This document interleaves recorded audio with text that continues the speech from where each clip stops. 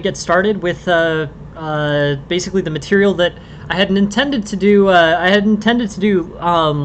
Last night's, the one that I did last night tonight, and the one that I doing tonight last night.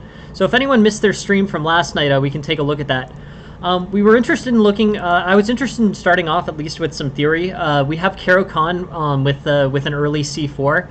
I thought this was a pretty interesting line. This is also a bit narrow, but I know that a lot of people play it. A lot of people like to play it, so I wanted to be sure that that we covered it. E4, C6, C4. Just in terms of like likelihood of this happening, it happens about a tenth as frequently as D4 does. But here, you basically have two pieces threatening the D5 pawn. If d5 is played, you can take it twice, and white ends up with an isolated queen pawn. That's usually what happens here. Pawn takes, pawn takes, pawn takes, and then either queen takes, in which case you have knight c3, but the isolated queen pawn, or potentially you could play d4 here as well. In terms of other moves, basically pawn takes, this ends up being some type of, I guess they call this the Panov attack, but it's basically pretty interesting too. If you have d4, the c4 pawn is threatening d5. This plays in some ways like a queen's pawn opening, in some ways not like a queen's pawn opening. But in general, it's a pretty interesting situation, and should offer both sides relatively good chances. The main issue with this line is that it rarely gives much of a lead for white. It's kind of interesting. It looks like they want you to play c takes d5 first. So I'm a little bit confused about what the differentiation between these lines is, because it seems like they trade off about the same. So here, c takes d5 leads to a plus 0.36. and e takes d5 leads to a plus 0.17. So pawn takes, pawn takes, pawn takes, then like knight f6 or something, but basically, white has roughly the same ideas no matter what. Hey, welcome, Stop Clock. Since I messed up the schedule last night, if you send the link, we can go over it during this stream. This is unusual, just since I messed up the, hey, welcome, FIFA Boy. But since I messed up the, cool. All right, we'll go over this one at the, during the stream, for sure, Stop Clock. Thank you for sending it. Yeah, please, everybody just keep sending games. It's super helpful for me to know what to work with. And yeah, thank you very much for sending it. I'm scheduling about 2 days in advance. So, you're getting, I have, basically tomorrow all done so far. And basically in through the end of day on the 11th.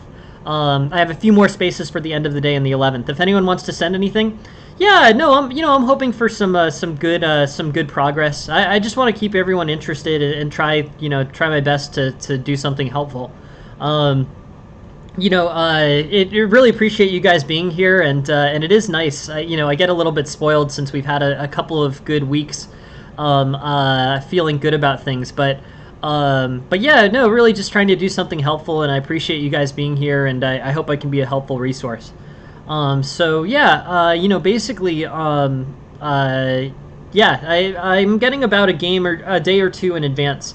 You know what? If you want to send one to Porgs, we can take a look at it tonight as well. I'm fine. I'll go over tonight. I'm in a good mood, so I'll if you guys want to send if you want to send one over to Porgs, we can take a look. Awesome. Yeah, no, I'll put this in for tonight. This is basically just because I messed up last night. It was kind of a bummer. I basically did last night's games tonight, and then I did an extra one this morning to catch up. So I'm not so awesome with some of the clerical stuff yet, but this appears to be working, and I'm just happy to be helpful. Awesome, thanks. So yeah, so I'll do Stop Clocks tonight, and I'll do Porgs tonight as well. So just want to make sure I've got it. Cool. And also I got I saw that Priom subscribed. That was very nice. I really appreciate you subscribing and supporting the channel. I think I'm gonna probably donate the money. I mean, I'm gonna donate the money from the channel, but I don't know exactly where to donate it yet. I'm thinking maybe, I don't know. I guess I would be in favor of other people doing this general model, but anyways, I really appreciate you subscribing, and it's nice to know that you support the chat. Hey, welcome, Bohemian. How are you? But yeah, no, we'll get stop clock and Porgs' game in tonight for sure. No, just really honestly with this, just trying to be helpful, trying to make, you know, I figured this will be a helpful resource to people who need it, so that's the goal really. Anyways, we're taking a look at this c4 line in the Caro-Kann. So d5, pawn takes, c takes, queen takes, knight c3. And basically here, you know, what do you, you know, there's a few different options: queen a5, queen d6, queen d8. Hey, thank you very much for the follow, Tiger. I appreciate it. Thank you. Yeah, pseudo Panov. So the real Panov is with the d4 line, right? Here, you know, you have basically the direct Panov attack, but it is sort of similar.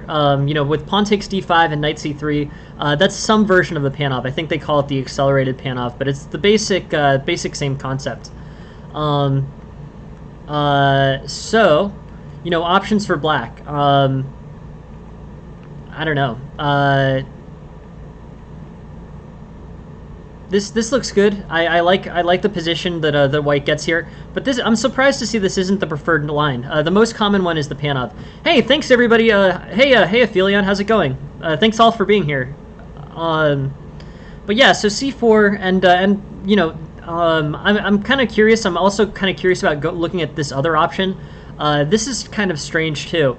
You know, basically Caro-Kann with e5 being played. I don't even know what you would characterize this opening as. Maybe knight f3, d6, d4, and it ends up being some type of like I don't know. I mean, like kings in, I guess, modern. This is some type of transposition of the modern. But overall, you know, white's hoping for, you know, basically e5 is not objectively very good for black. With the e5 move, basically white's got a plus 0.75. And with the d5 move, white's pretty close to equality. Maybe a little better, but pretty close to equality. So c takes, pawn takes, and then e takes is by far better than e5 or d4.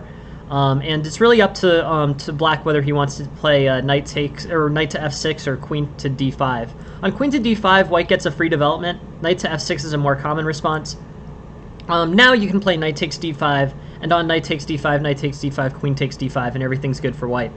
Knight f3 here, knight c6, d4, bishop g4, queen b3. Basically here I would say that white's in a pretty good position.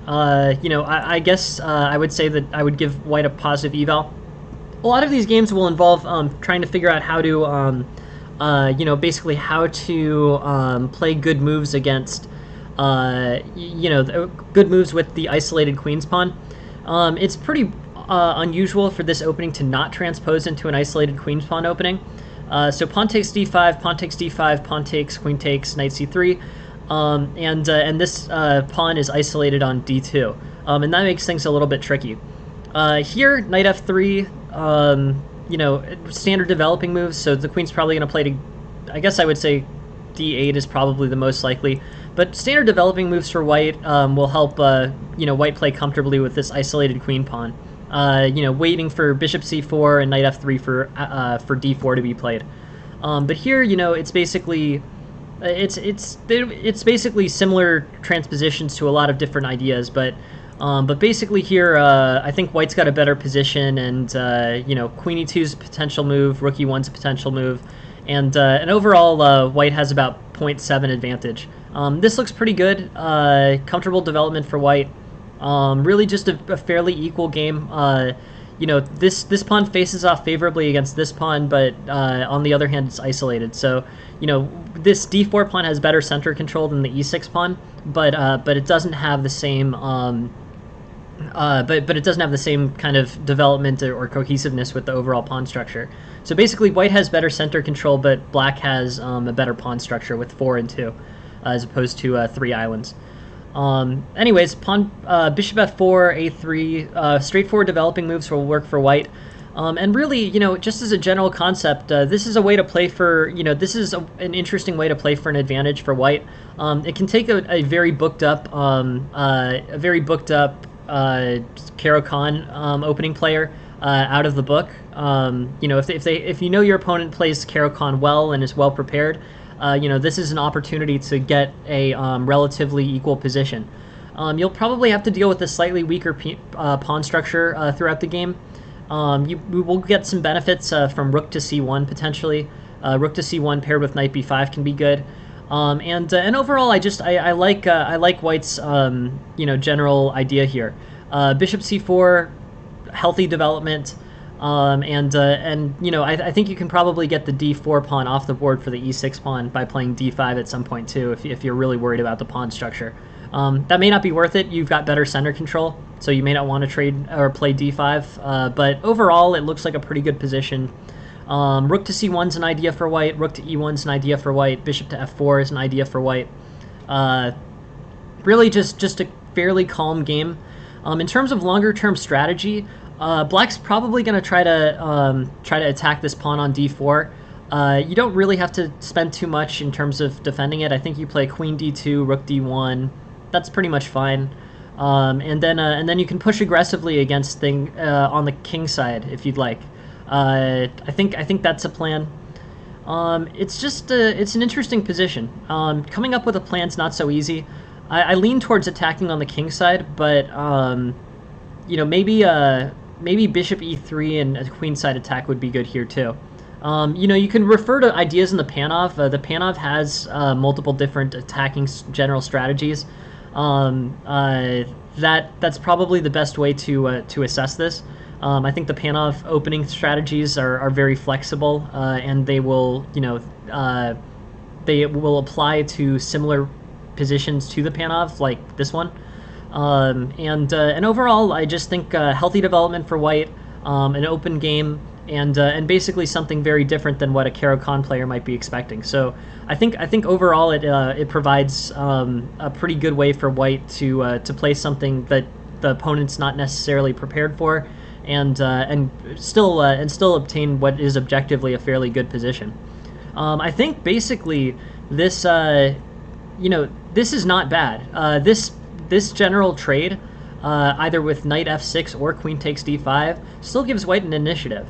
I mean, usually when you want practical compensation and to take your opponent out of the book, you have to give up something. You usually have to accept equality for white against best play, or basically be subject to more risks than you normally would be. I think knight c3, bishop c4, those kinds of moves, queen b3, those are all types of things that I think would work. d4 might also be a good idea. But I think white's fine. In this situation, you've done something unusual. You've given your opponent something that they're not prepared for, and basically you can continue on forward with a normal game. You will have to know how to play an isolated queen's pawn fairly well. But white still has the initiative. White has better development, and it's an open game against a Caro Kann player who may or may not be comfortable playing open games. So I don't know. I like the idea. Very interesting stuff. Hey, Kiro, how's it going? How are you? But also, queen takes d5 is not forced here. Knight f6 can be played instead. On here, the most common line on knight f6, the most common line is knight c3, followed by knight takes d5, and then knight f3. Regular development. You probably don't want to play something like queen b3. Probably don't want to play something like queen f3. I think the idea is just basically continue to develop in a straightforward way and accept the isolated queen's pawn for yes, that was my fault. We're doing May 8th stream today. If you were on the May 9th stream, please watch the stream from last night. I apologize. I flipped the pages, which is ridiculous. But I managed to. I think going forward that's not going to be a problem. Now I have a better system for it. But yeah, sorry. If you were supposed to have a game tonight, May 9th, then feel free to do to check out last night's stream.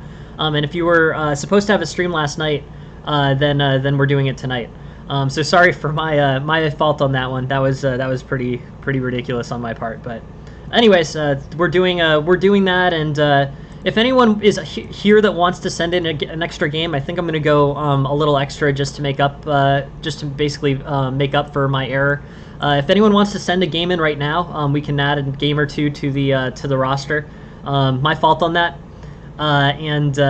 Yeah, I apologize. But yeah, feel free. Just feel free to send in another game or two. I'm in a good mood, and feel free if anyone's interested. If not, we have a full roster already. So either way, Kira's going first. Kira's got the first game, and basically, you know, I think that particular that night to yeah, sure, send it in, Kira. We'll take a look at it at the end of the stream. Okay, cool. Write it down, Aphelion. I'm very curious about it, or you could send it. If you send it, I'll if you just post the link, I'll add it to the list for tonight. I'm in a good mood, so we'll probably go 2 or 3 games extra.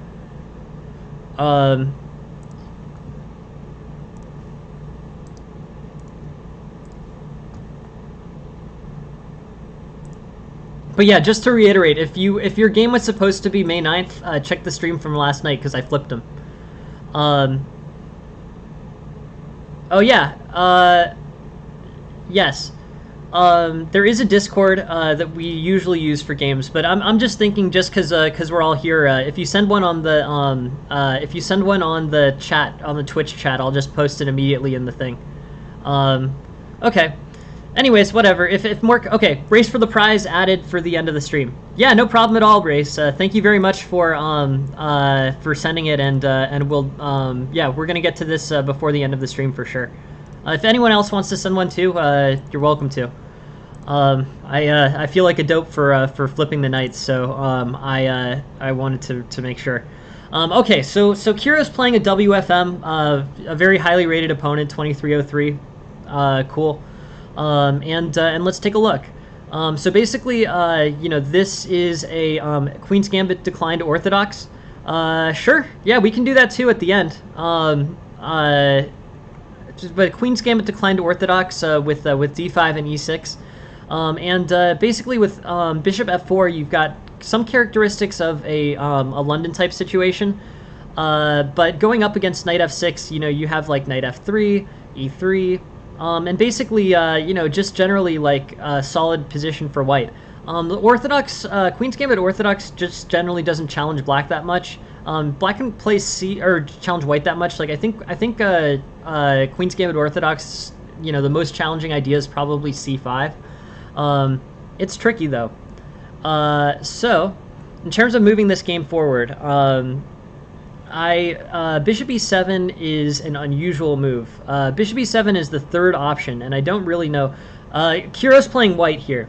Bishop e7 is not a line I'm super familiar with, but it is the third most popular line in the Queen's Gambit Orthodox. I didn't realize it was so popular, but Bishop e7 here. Knight f3 is the main move. Bishop f4 I'm sure is also completely fine. Knight f6, straightforward development for both sides. Knight f3, castles, e3, c5, and this c5 is basically the way that black exerts pressure in this Queen's Gambit Orthodox. You played e6 to you know, hold the d5 square down, so you can play c5 pretty comfortably. Yeah, I don't know what it's called exactly. Harwitz attack. Yeah, but yeah, it is Bishop e7 is not a line that I know nearly as well as some of the Orthodox lines, but very interesting. So d takes c5 is the most popular move. With d takes c5, you get an isolated queen's pawn for black. Isolated queen's pawns, I guess, are a pretty common thing in queen's pawn openings. I think particularly in the Orthodox. But here, like d takes c5, bishop takes c5, and then white can potentially play c takes d5, knight takes d5, knight takes d5, ex d5. And then, black's got a position where he's got or actually she's got, because we know that this is a WFM, where she's got basically an isolated queen pawn that white's going to be able to exert pressure on. So basically, what do you do here as white? I think there's plans that involve attacking the d5 pawn aggressively. Bishop d3 might be an interesting move. You can play a fork queen c2, forking the h7 and the c5. But yeah, it's an interesting position, and I don't know exactly how white's supposed to capitalize on this. Maybe e3, castles, pawn takes, bishop d3.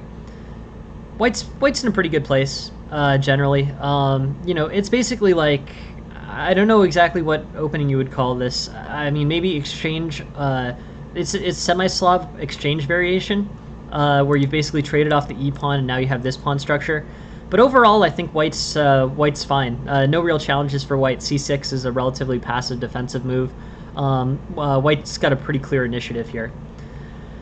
So bishop e7 in general, I think, is interesting. Not a line that I know super well, but bishop moving basically to a square where it's not directly attacking anything.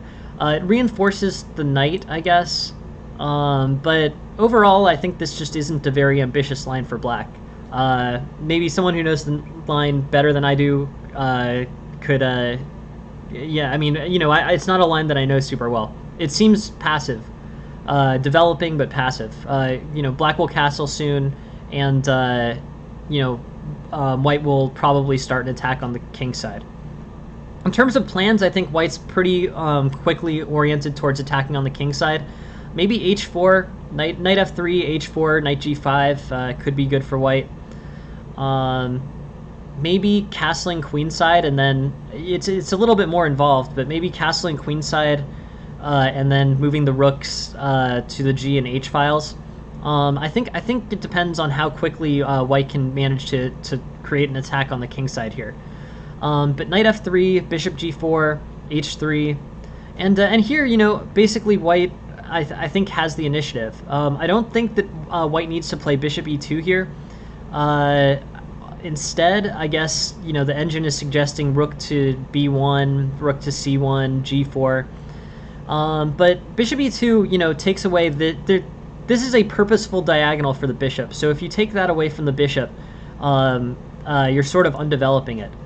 I guess this is technically solid, but I like the bishop better on the d3 file. I sort of like ideas like, I don't know if you can get away with it, king h1, rook g1, queen to c2, something like that. But overall, I think this is solid and slightly better for white.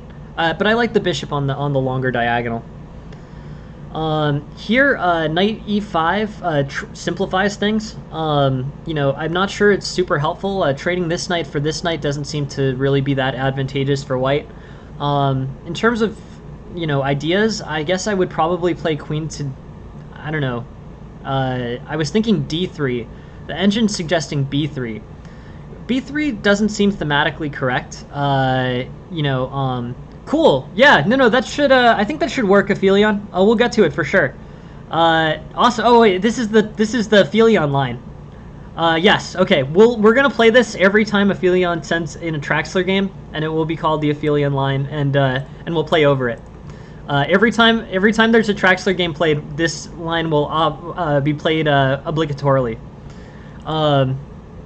Yeah, so here rook to c1 is a way to improve the pieces, but I think thematically the attack should be coming on the king side here, and g4, knight e5 maybe. Yeah, for sure. Yeah, and trading, there's often practical considerations here. Like, that makes complete sense. If you want to trade into a simpler endgame and lessen, the chances of making a tactical slip, that totally makes sense to me, Kiro. Like, in a blitz game, there's not a bad idea to that. Or that's not a bad idea. Knight e5 discovers on e2, knight f8, And here, basically, I think white has better center control. This position is just going well for white, to be honest. F4 maybe.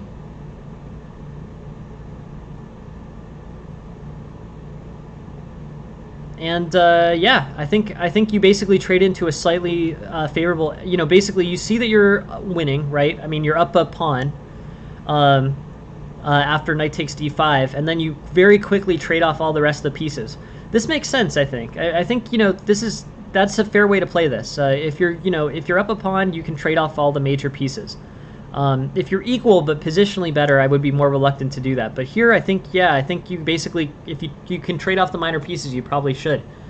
F5, okay. And yeah, perfect, awesome. You should win this now. I think that was completely the right way to play it. You traded off all the minor pieces, and cool. Well, it's the Aphelion line now, Aphelion. So every time it's relevant, we will go over the Aphelion line. Every Traxler game that comes in, we'll go over that line, and it will be known as the Aphelion line, at the very least in the stream going forward. Here, but yeah, I think your general strategy is a good one, which is basically trade off all the minor pieces here. This seems like a smart idea. I don't know, maybe king f4 or king e4 is a slightly better way to play this. King e4 maybe. Yeah, this seems not correct. King e2 seems like a pretty big blunder. So I think that one's sort of just an error, right? I mean, yeah, no, for sure, that makes sense. I can understand that. But yeah, this got away. So that's a bummer. That's sort of a bummer, Kiro. Those errors happen to me. They happen to me way too much. I'm just sort of commiserating. Like, those things happen all the time, especially in Blitz or Bullet. Like, it's just like, oh man. But yeah, I don't know what to say about that except basically do more tactical study. Tactical study will probably help you clean out some of those, some of those reflex responses. I think probably that's a good idea.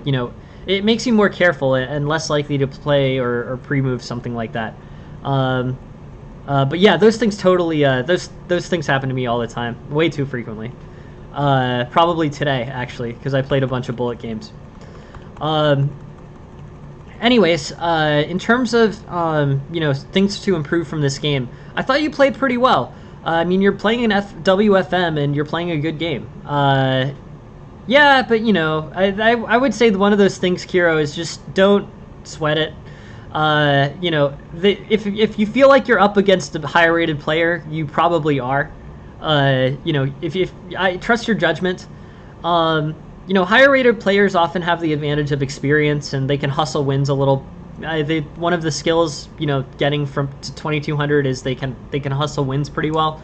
But yeah, the key thing, the argument that I always say is, just don't give your opponent too much credit. If you give them credit, you're likely to make errors or be bluffed out of best moves. Like, just don't don't sweat it. Would be my advice on strategy there. Masters may consider this to be a less respectful approach, but respect is earned. So don't sweat it if you basically don't overestimate your opponents is my strategy. Masters hang pieces, masters hang pawns, masters make all sorts of very human mistakes, and you can definitely catch them. So don't psych yourself out too hard. Would be my advice on that particular one. Don't be nervous. Just I promise you, if me telling you that I'm a master and I hang stuff all the time, is helpful, I want to make sure that you know that, because it's definitely true. I mean, I think that's not I just think that's a rough direction for you to make, Kiro. Considering that I think you're maybe overestimating the skill of masters now. Underestimating would be an overshot. Possible, but maybe an overshot. I can just tell you, they make errors all the time. I think masters get a tremendous amount of mileage out of the fact that people think that they're not making errors when they absolutely are. So that's my recommendation on that topic. It's, everyone makes errors all the time, and I think masters become better at bluffing by not pretending like they're not making errors. But I can tell you, as a master who plays other masters, lower-rated players talk themselves out of many wins because they overestimate their higher-rated opponents. Just experience talking on that one. Anyways, yeah, no, I mean, everyone's human. If you want to watch videos of Magnus Carlsen hanging pieces, I know they exist. I don't think that happens very frequently, but it does happen. But I can tell you, an 1800 versus a 2300, that 2300 makes errors all over the place that 1800 talks themselves out of capitalizing on. I see that. I've seen that happen 100 times in my life, in USCF rated games. So, anyways, that's my take on that one. Anyways, in terms of improving this game, I think you play pretty reasonably. C takes d5, I think, probably helps black a bit. I probably just leave the tension in the center. C takes d5 helps black's dark squared bishop, and you probably don't want to do that. I would just play like knight f3 or standard developing moves, rook c1, bishop e2, bishop d3, and here I think white's pretty good. Yeah, no, I think you should have, Kiro. I think it means you're playing very well. I wouldn't feel bad about it. Like, the master is wins many, master's a strong player. But I don't think losses that come from psyching yourself out are I think you can avoid those. I think that don't talk yourself out of don't talk yourself out of winning. I've seen too many players do that against very highly rated players.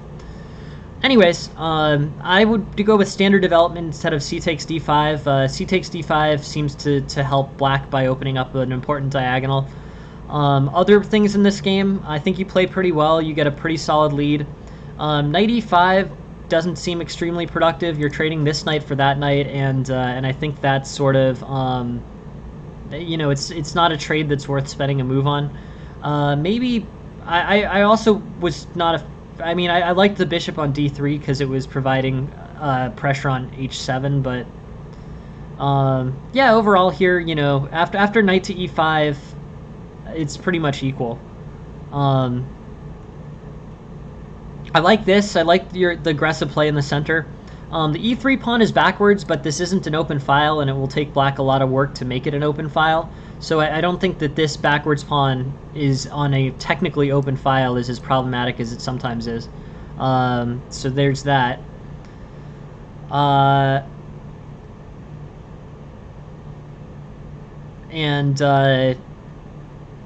I think basically, yeah, I mean, these types of things for sure. I think masters get a lot of mileage out of being masters. But I think don't talk yourself out of a win against a master. Just remember that they make mistakes, and if you see something that you think is a mistake, it definitely could be. So yeah, so white's better here. White trades off. I think in terms of I think basically knight takes d5 leaves white with a great position. Rook c2, getting the rook to the 7th is probably the correct move here. I think it's an error for black to not play rook to c2. Rook to c2, getting the rook on the 7th is good. Maybe yeah, this all trades off fine. But I think I think if black's asking for a trade of the heavy pieces here, that can only benefit white in a position where white's up a pawn. This is really looking good. This I think should be a win. I mean, I don't, your mindset better than I do, but I would say, I would say don't try not to psych yourself out if you can. I don't know exactly, Kiro, to be completely honest, but I think that you know, it's not worth giving masters too much credit. I think if you believe that they can't make errors, you won't catch their errors when they make them. That's my thinking. You know, not saying that master's not deserved. I mean, you know, master has to play at a very high level on average, but they definitely make errors. You know, you could probably look on USCF cross tables and look at like all the, you know, 1900s that beat 2400s, and you can be like, okay, well, if that happened once, it can definitely happen again. But yeah, like I would go with that exercise. Take like a 2400 on USCF and see how frequently they lose to 1900s.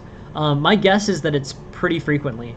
You know, I could pick a specific one, but if I you know, and at some point that's less common. You know, probably at 2600 you're not losing to 1800, 1900 too frequently.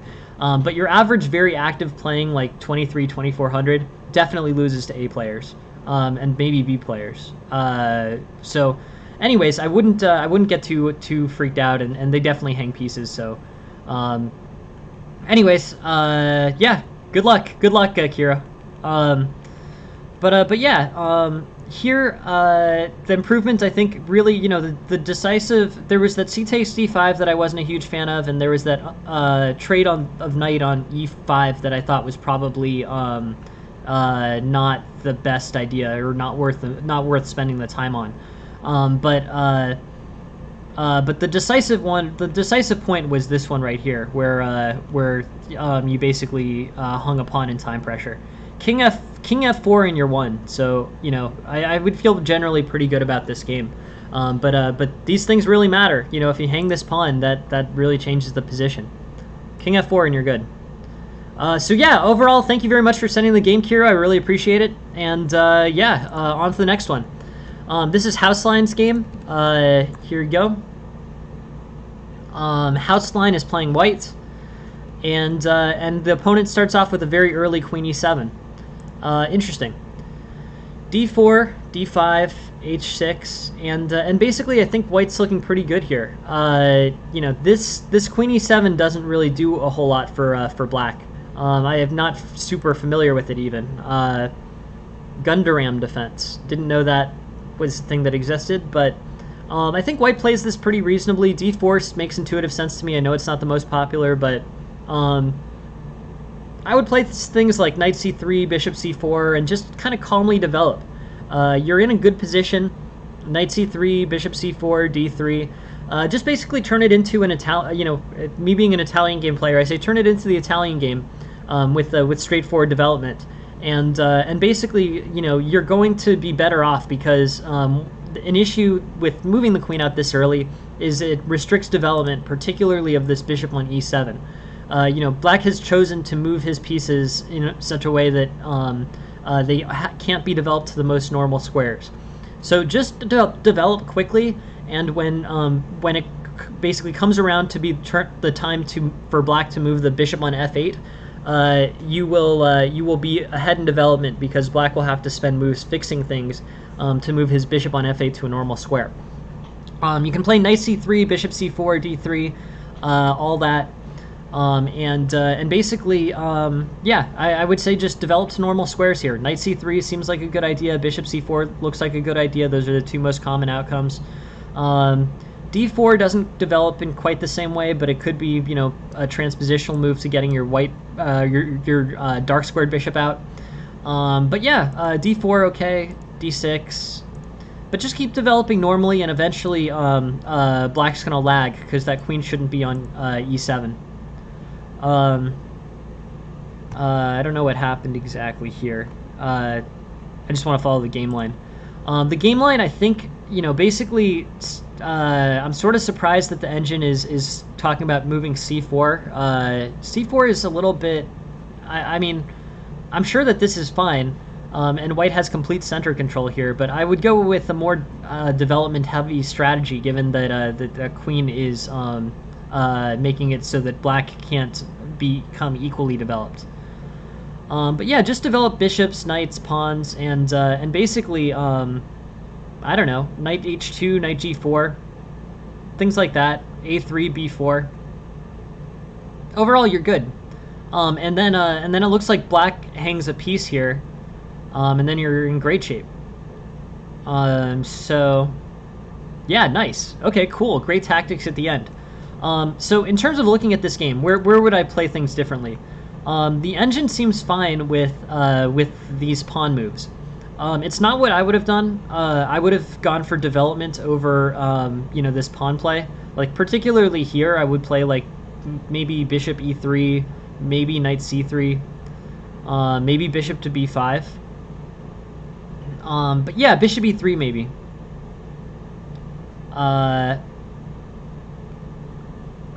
But I think white's in a pretty good place. And then you don't. The game doesn't really go on. To be completely honest, the game doesn't really go on long enough to have many other errors. I mean, there's probably some slight inefficiencies in terms of closing this one out. But you're already up a piece, so here I would go with e4, knight f3. But I would go even from here. I wouldn't even play d4. I would play bishop c4, knight c3.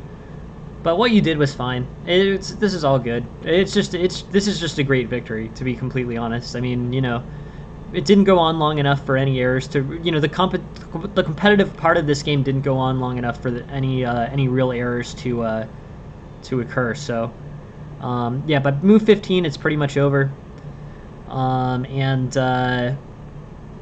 Yeah, maybe pawn takes e5, maybe. Bishop c4, knight at c3. White's got some plans here. Knight c3 probably. Or bishop d3. Just general developing moves.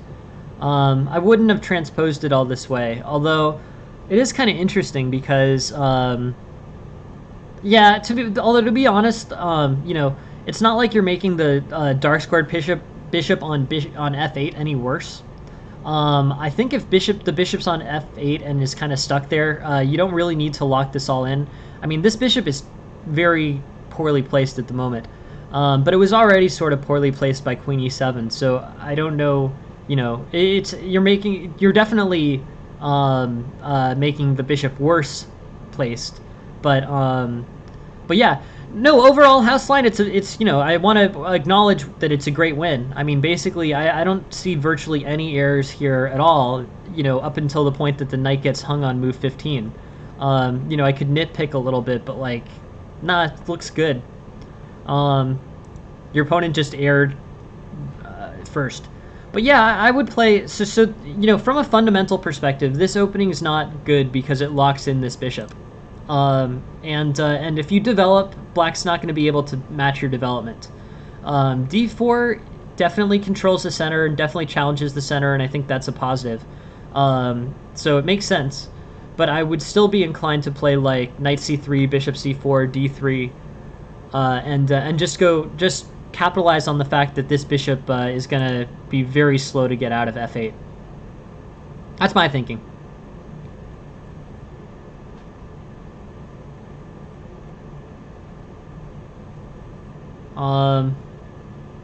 Knight h4 is sort of not considered to be the most efficient. Knight h4 doesn't directly, attack anything. And it seems, I think, can knight takes d5 be played here? No, I guess knight takes d5, knight takes g6. But knight h4, I think, is not necessarily that great. I think maybe knight to h2. I don't know. I mean, I understand you want to get the bishop involved in this game, but I guess probably maybe queen d2 I would play. Queen d2 prevents black from castling, and it improves this.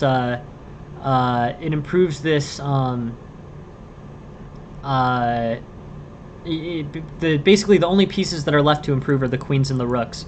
It improves this queen a little bit. I think I would play queen d2 instead of knight to h4. The engine's got all sorts of ideas, but queen d2 looks fine to me. It looks like it improves the queen, and then you can improve the rooks as well.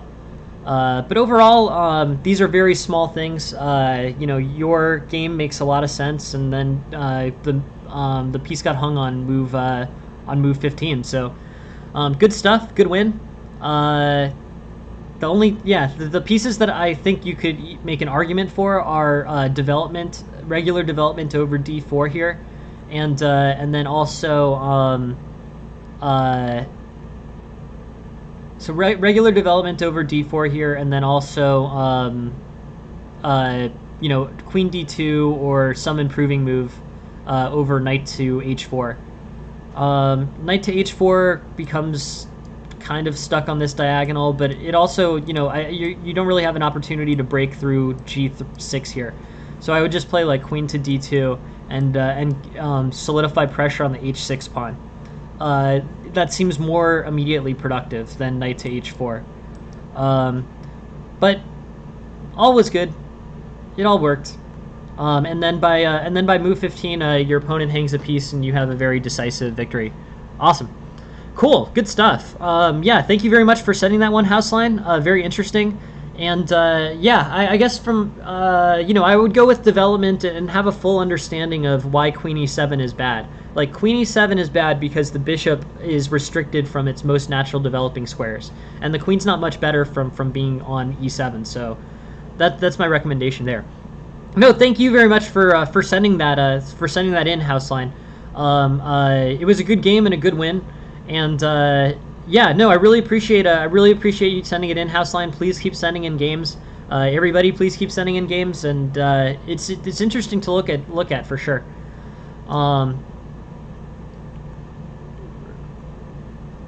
I mean, it's an idea. You know, Scotch is not bad, but yeah, the issue with this as a standalone move is that it gets the bishop so that the bishop can't play to c5 without you having to make multiple additional moves. That's why queen e7 is bad. Your pieces can't develop to the natural squares. So yeah, so that I think that's one thing to think about. But yeah, thank you very much for sending the game, Houseline. I really appreciate it, and please keep sending them. Interesting stuff to look at. Okay, cool. Here's Ancha's game. Ancha's game is here. Ancha's playing white here. And let's take a look. Okay, cool. So Anch plays a e4 and a larger center opening against his opponent's modern or King's Indian defense. I don't know what you would call it. Perk. Modern King's Indian defense and Perk all seem like flank openings with pawns on the 6. I sort of get them confused and they transpose into each other. So, but here, yeah. So here, I think there is an opportunity for an improvement. I think d5 is not really that. I think d5 is too early. You know, basically one of these things with you know, one of the ideas in the modern is basically giving white this big center and big spatial advantage. So center control and spatial advantage, with the hope that you'll be able to undermine that center with moves, you know, with a pawn break. So, you know, when you're playing a big center against a flank opening like this, you need to be very careful about, you know, the value of your moves advancing your pawn to the 5th. You know, black is basically playing for an overextension of a pawn to the 5th rank. That's his goal. Like, literally, that's his plan. So, you know, before you do that, you know, there are definitely places where moving a pawn to the 5th rank against a modern opening is correct, but you really have to be very cautious about it, because you know that that's black's plan, or you know, you can safely assume that that's black's plan, is to undermine your strong center with a break like c5 or e5. In terms of other things, I guess you can do h4. You know, basically, you know, what are you going to do if not d5? You can start playing on the king side, but I think you know, basically your best plan is probably just to develop normally. But I'm just saying as a general point, when you're playing a center opening with e4 and d4 against like d6 and g6, your opponent is hoping for you to play things like d5 or e5 here. That's their literal game strategy, and it happens pretty frequently. I mean, you know, white will overpush, and it will be you know, an opportunity for black. So with that in mind, I think d5 is it's just too early for d5. I'd play like bishop to c4 maybe, bishop to maybe h3 and bishop to e3, but d5 and things that potentially liquidate the center are things to be very, not saying they're always bad, but things to be very careful of generally in games where you're playing a big center against modern perk, King's Indian defense flank setups. So d5 is a I think an overextension by white. Bishop c4 looks good. Bishop to g5 looks good. And I think that's probably the best ideas. Bishop e2 is the most common move for in the opening book. But yeah, neither d5 or e5 is high up on this list. So d5 castles, bishop g5, c6. The book move here is c5. Either way, I think you probably take c6. Let's just make sure. On c5, I think. Well, I guess you don't take c6. Okay. Interesting. But yeah, I think the eval swings too. Just so we're I think after d5 the eval swings by about a point. So now pawn takes c6, knight takes c6, bishop to b5, and I think white's generally okay. I think there was a tactic here, so let's make sure we see what it was. Here knight takes e4. This is going to be a pretty crazy tactic. Knight takes e4, knight takes e4, queen a5. Okay, yeah, that makes sense. So yeah, that's pretty. Black's getting a lot of pressure on the c3 knight. Yeah, we're into a big tactical position. This is pretty rough. Knight d4, knight d5, and yeah, I think basically white's rolling, but there's a lot of volatility here. Overall, this is a tricky and tactical position. So a4 makes sense. Maybe bishop to d3. Not sure. But this is a very there's a lot of tactics here, so I'd have to go through sort of quickly. A4 makes sense. Defends the bishop. At any point here, black could play bishop takes c3, so defense on the bishop is important. Also, I want to take this back a little bit further. So basically here we're about equal. d5 is not super good for white, but it's fine. It ends up in an equal-ish position. b5 leaves this tactic.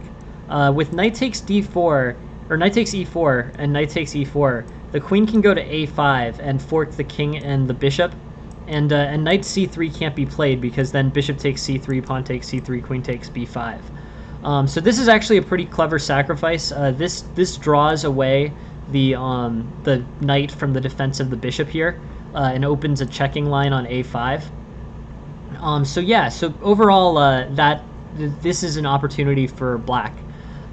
Seeing this tactic is probably pretty tricky. It took me a second, it does. We basically entered tactical play. So the better prepared you are from a tactical perspective, the more likely you are to do this accurately. Bishop d2 seems probably pretty conservative.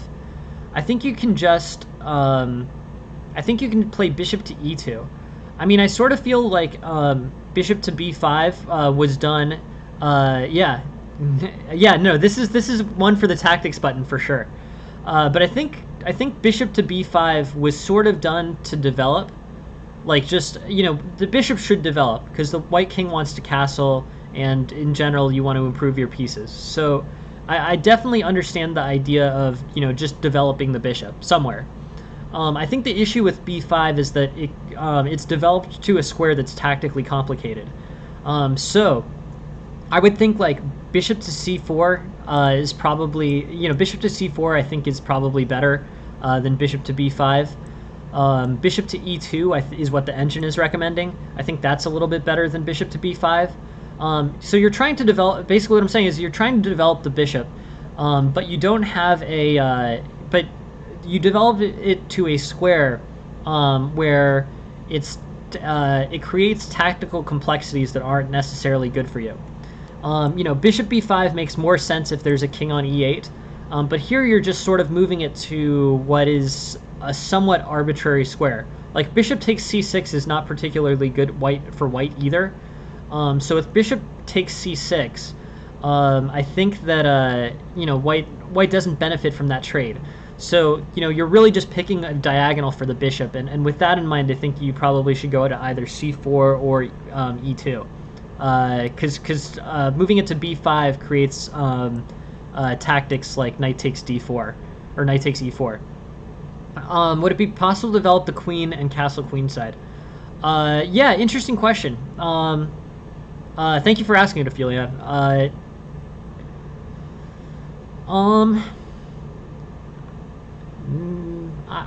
Maybe. I would lean towards no on that, just because this bishop on g7 seems pretty powerful. Like, I think this bishop on g7 makes it, yeah. No, I understand the question for sure. It makes sense. I mean, you want to start an attack and you want to develop queenside to maximize your king safety while attacking. But I think that the bishop is too powerful to make that to make that work. I think like ideas like rook to c8 and queen to b6 sort of head off that idea, and you basically what where I think this is going to end up is castling queenside improves your king safety by not enough. I think if you move your king, if you castle kingside, your king safety is not extremely strong, and it's not enough different than your king safety if you castle kingside. There's a lot of open lines from black into the white queen side, so I think like between the bishop on g7, the queen on b6, and the rook on c8, there's king safety problems on the queen side. So I would castle kingside here and still attack with like h4, even though like basically like the king castled over here and h4 and potentially even g4 leaves your king less open to attack than castling queenside does. Castling queenside lets the bishop get too dangerous. Yeah, no, for sure. Yeah, no. I mean, and there are Sicilian setups where you can castle queenside for sure. There definitely are, but this bishop on g7 in this particular case I think is pretty strong. Queen b6 is strong, and I think white's taking some risks if he castles queenside. It might be okay, but I'm not sure. Let's take a look. Like queen d2. Bishop to e6, castles queenside. The eval shifts pretty by a lot when you castle queenside, just because king safety issues are going to be an issue. Like see here, like it's minus 0.5 here, and then you castle queenside, and it goes, and then I think the computer identifies queen safety issues with that. I don't see any immediate tactics. Computer saying something about knight b4, but I think that. Yeah, no, I think. I mean, I mean, I'm giving my best first glance guess. I don't want to steer you incorrectly, but I think that black's pieces seem to be facing towards this queen side in a way that they're not facing towards the king side. Yeah, no, for sure. No, thank you very much for asking the question, Ophelia, and please keep asking questions like that. Like, it's super helpful, and I'm always happy to go over the the specifics. But yeah, I think basically king safety is not enough. Is not enough improved queenside to make it the right idea. So bishop b5, I think basically is the wrong diagonal because queen a5 is a threat that is difficult.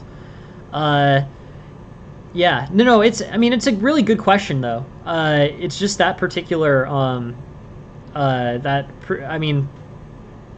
yeah, I think just in that case, it gives too much tactical vulnerability to black's pieces.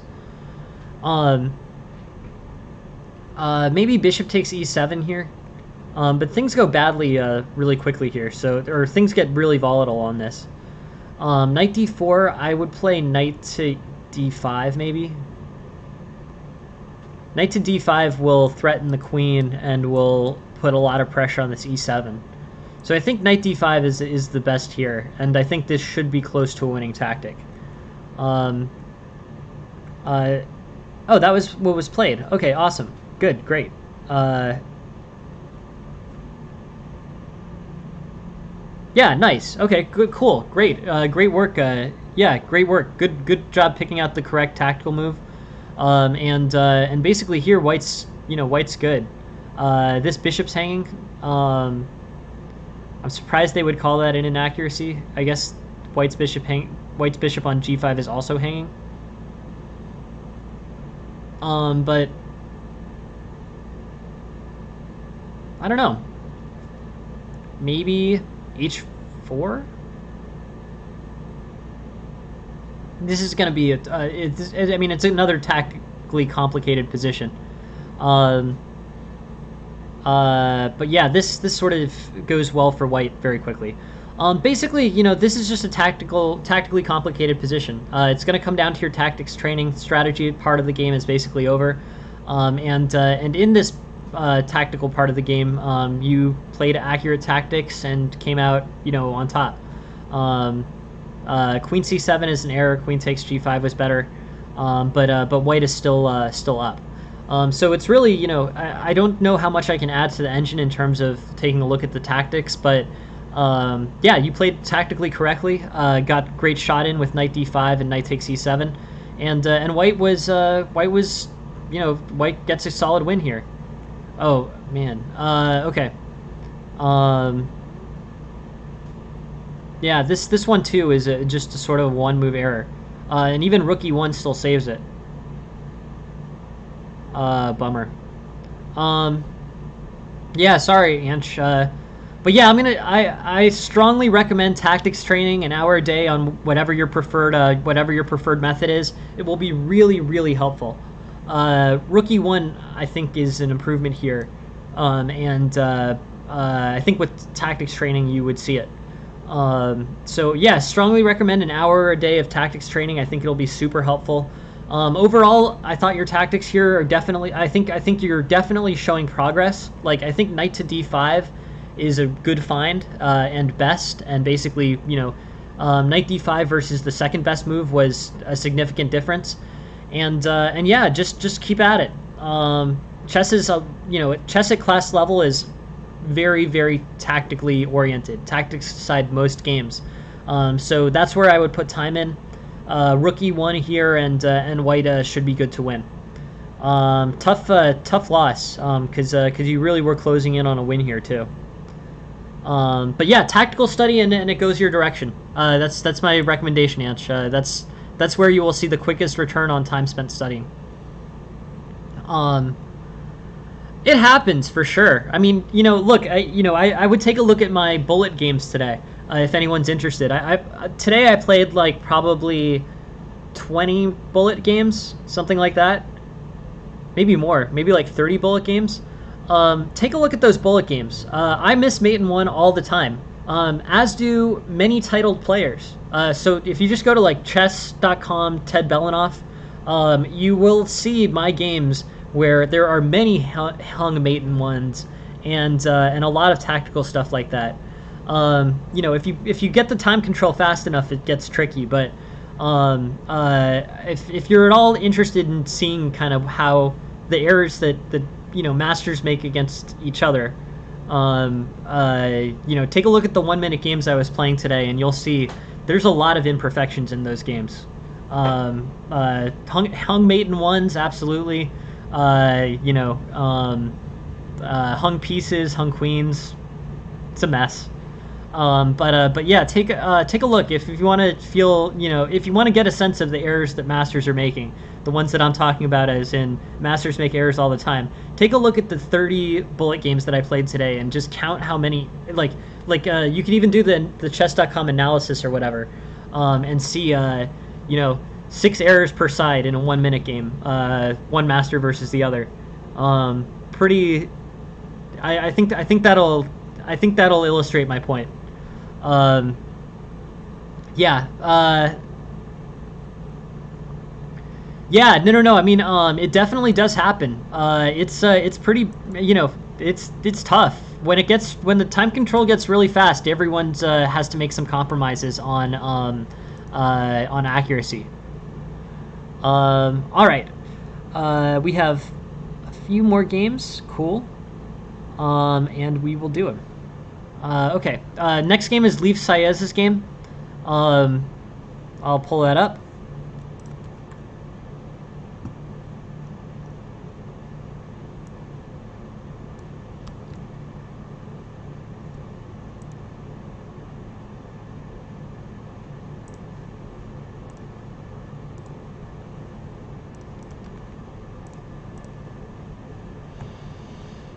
Okay, Leif Saez is playing as black. He plays the Petrovs. Cool. Knight takes, and then Stafford Gambit. Okay, cool. All right, so we went over the Stafford Gambit the other day. Stafford Gambit is a tough gambit to play. This is tough. I wouldn't say if it's fun for you. If it's fun for you, then sure, feel free to play it. But I think it's just tough to play an opening where you're basically pawn and a half back. I don't know exactly how to best phrase it, but the issue with e5 is fine. Overall, this is just sort of kind of self-inflicted difficulty, right?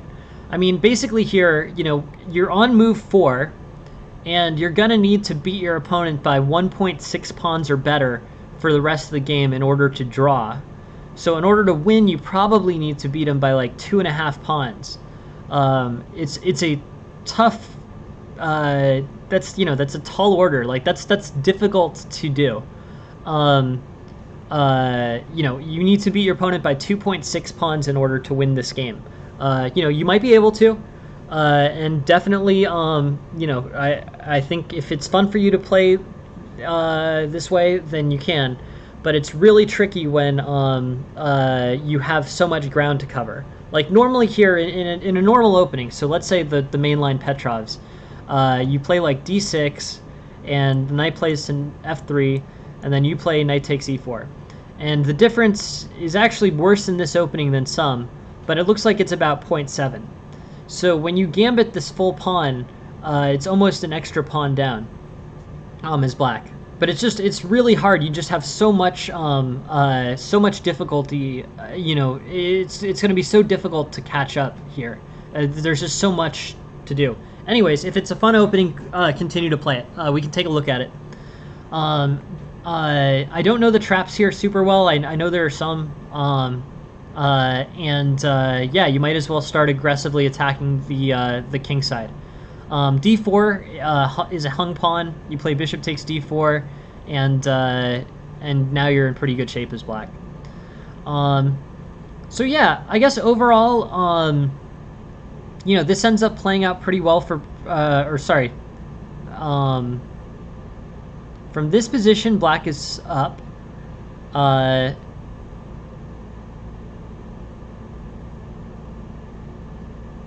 And I think you need to be very careful with that bishop.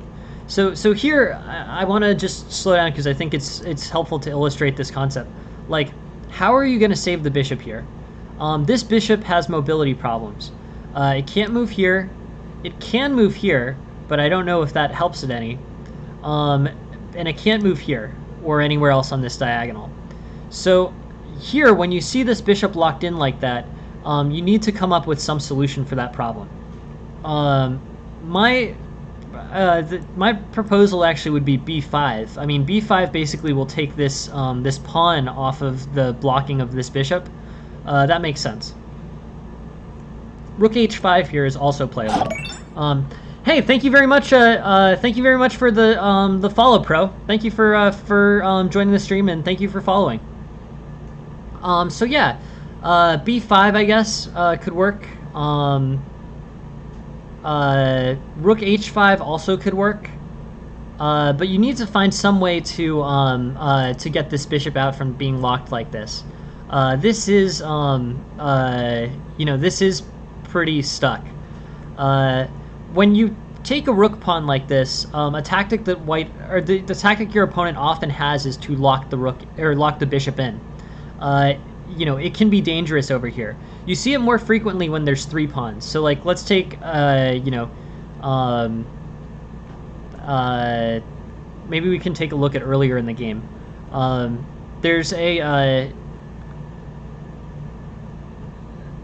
I think you have to look basically at the opponent's ability to lock you in with pawns. Usually it's done with the pawn on c2 and b3, but it's the same basic concept. You've moved your bishop to the edge of the board where it has fewer escape squares, and basically white is doing what he can to make sure that that bishop doesn't get out and that it gets taken by his rook. That's basically what's going on here. So with that in mind, you did see this, I think you saw that the bishop was getting locked in, but bishop b3 does not quite solve that problem. You just have to sort of count out escape squares here. You have this escape square to here, but then white can just play b3. b3 is actually better than rook a3 here. Just b3 is already getting the bishop stuck. But basically, I guess I would say if you have the time in a slow enough game, basically make sure that when you play a move like bishop takes a2 or a similar bishop takes rook pawn type move, make sure that you have enough escape squares. b3 is the most common trap here. That's not possible, but c4 is available for white, and he plays that. And once he plays c4, I'm not sure that the bishop can. I think it's pretty disruptive to black's position for the bishop to get out. b5 is probably the best play here, but bishop to b3, if you count it out, the bishop just doesn't have the ability to escape. Rook a3, bishop there. There's multiple ways where this, there's multiple directions in which the bishop can get stuck. But b5 is actually what's the most helpful tactic here. Bishop b5 threatening to protect this c4 pawn. Anyways, let's keep going. Stafford Gambit's tough to play. I think objectively it gives your opponent a pretty large advantage. But if it's a fun opening, then you can keep playing it. The real error in terms of the decisive error of this game was not paying enough attention to this bishop's escape squares. b5 needs to happen immediately, or what the engine suggests, but this is a pretty engine-like move, is rook h5, rook a5 to defend the rook directly, or defend the bishop directly. But I like b5. b5 makes sense. I mean, you're basically challenging the stuckness of this pawn. Once b5 is played, the c4 pawn can't really be maintained in the same way. You end up probably playing bishop. If the rook moves somewhere, you play like bishop takes c4 and accept the tripled isolated pawns, which aren't good, but still okay. But yeah, really make sure that you have escape squares, because I think that's where this game was decided. I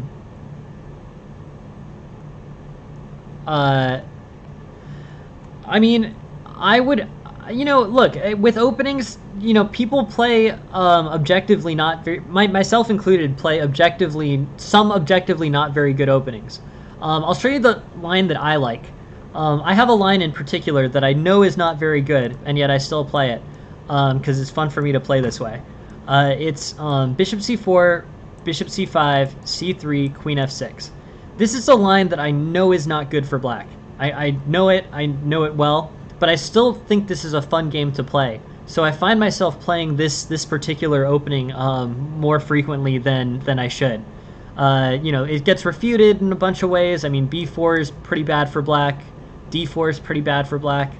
But queen f6 is not a good way to play this. But it is a fun game to play. So I'm too, I don't want to be too much like, oh no, it's not good, don't play it. I think you can play an opening that's not that good if you acknowledge that it's that it's objectively not the best idea, and that you're just doing it because that's the fun way to play chess. So I don't think any openings are terrible. Some are just objectively better and worse than others. And the important one is that you find one that has the correct combination of strength and basically you find one that is the most fun for you to play, and that should usually be correlated with the one that's the strongest. I mean, for me at least, it's more fun to win and to play games in which you're ahead or competitive than to play openings that are objectively worse and have worse chances of winning. That said, I still play this opening. I like playing this opening. I know objectively it's not the best, but it gives very fun games to play as black. So I also play some unsound lines, just because that's what makes chess the most fun for me. And at the end of the day, I think that's the biggest priority, is just making chess fun, so you're having a good time with the time that you have to play it. So, anyways, if you like playing the Stafford Gambit, don't by all means stick with it. But it is something that creates a lot of challenges for black.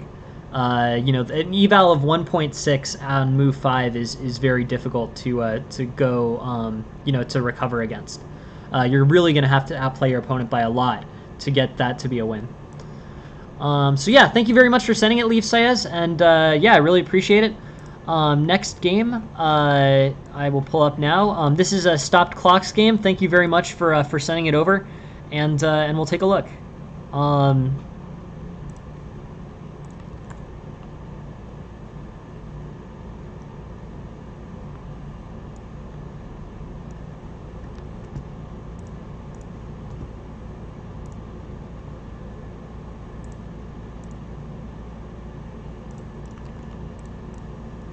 Okay. Alright, so Stop Clock is playing this as black, and we'll take a look. So here I would say probably c6 is the best, but I'm sure bishop b4 is fine. In terms of commonness, knight f6. Okay. For sure.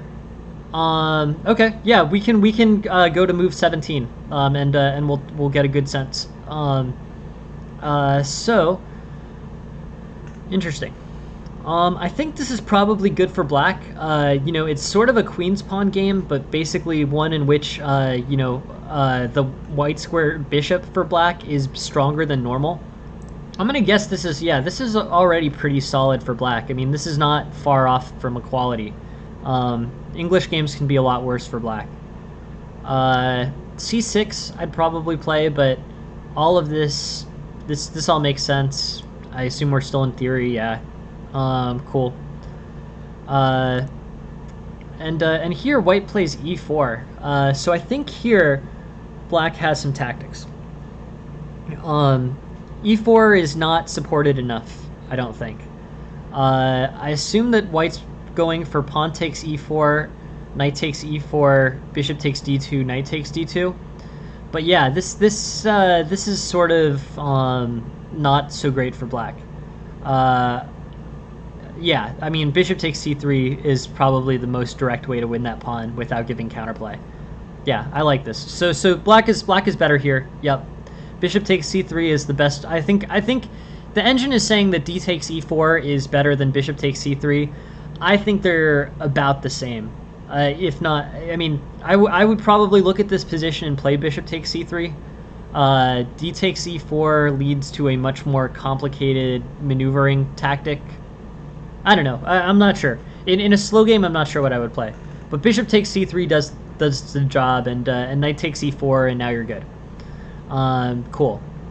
Rook e8 pins the knight to the king, or basically gives a discovery threat. Castles. And overall here, I think basically black's got a good position. Basically as a result of winning that e4 pawn. Your black's in a good place.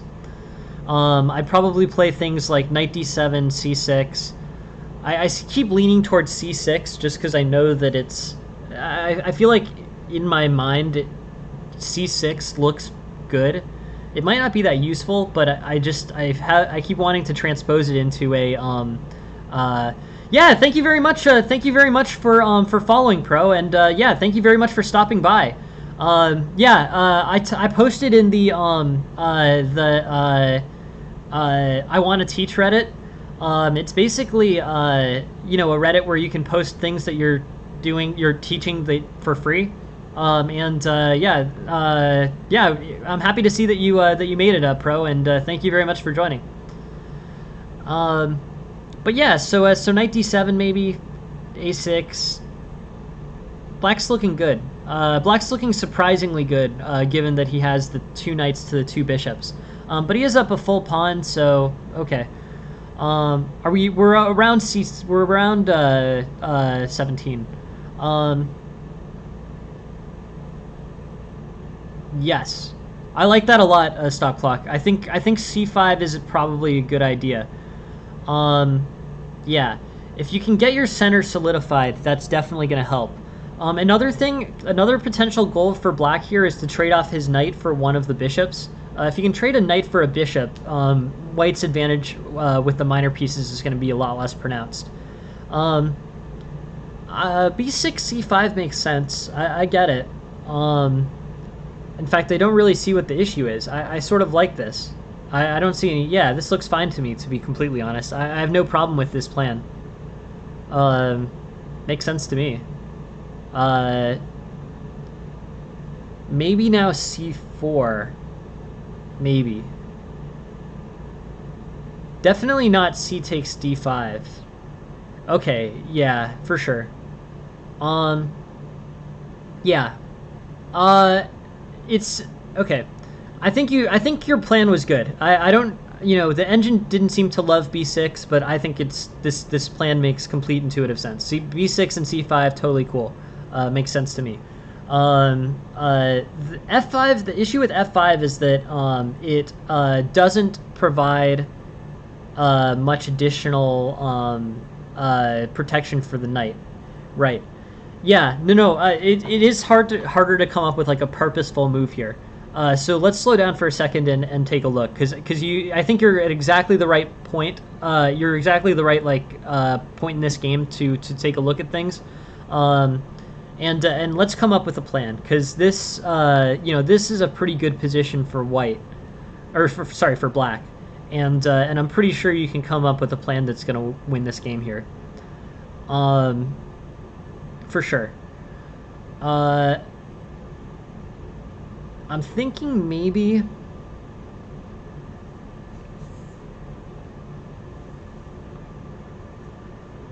Okay, I'm pretty sure c takes d4 is wrong. Like, I'm pretty sure c takes d4 doesn't really help.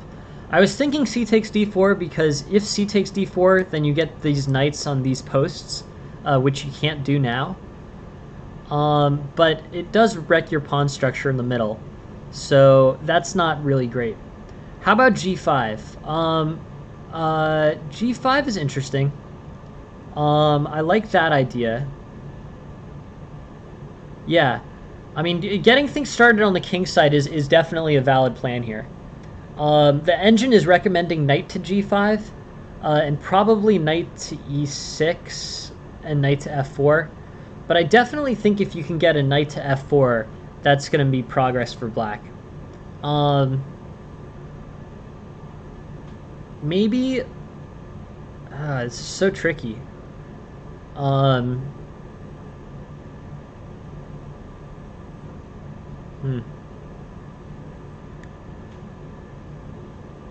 Yeah, well, the engine is saying knight g5, but I'm like not super into that. Like, I think knight to g5.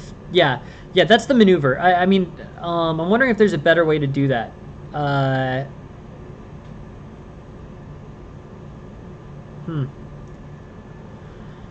Cool.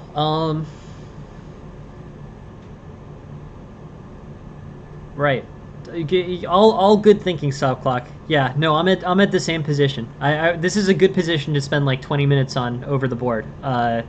really make sure that you get the best move on this one, for sure.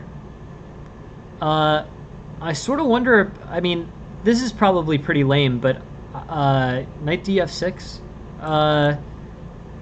Yes. Although, no, I mean, I think you have to be a little bit careful about the c5 pawn. But I'm just curious to see if there's a tactical refutation of knight df6.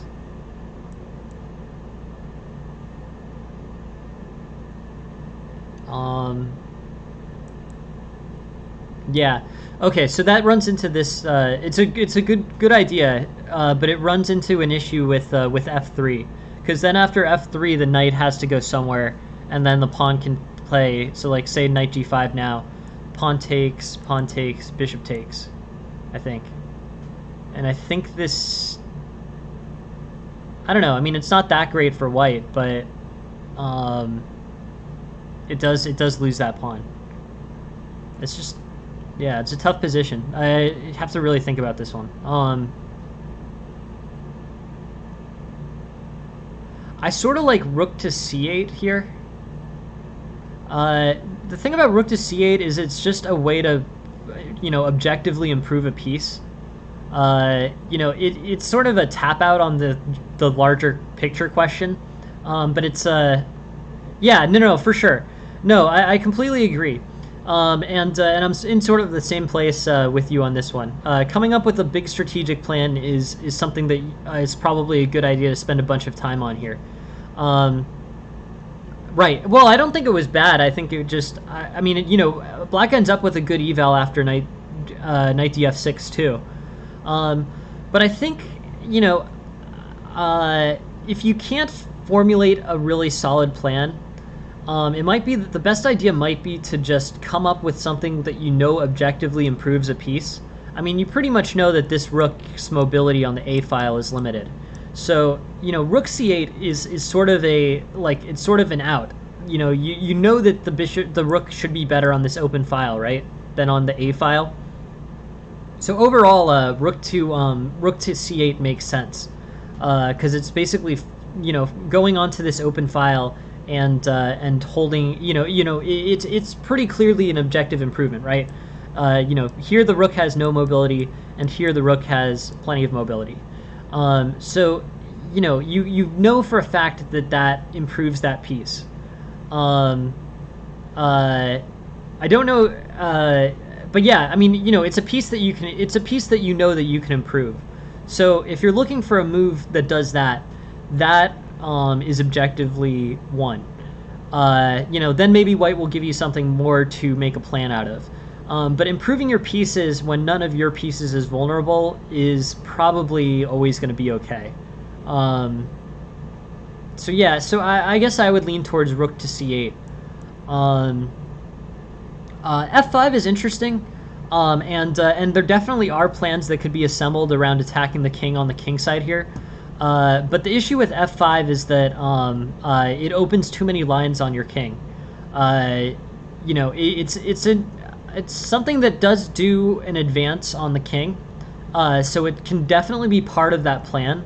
But I think that it needs to come after things like either, I don't know, some mess of moves here, like queen h4, knight g5, and then eventually you can play like f5, knight gf6, and black will be in a good shape. That's my opinion on this. It's just here. It's too early and it's too compromising. It's tough though, because it's a really tough idea. It's a really tough place to come up with a full plan.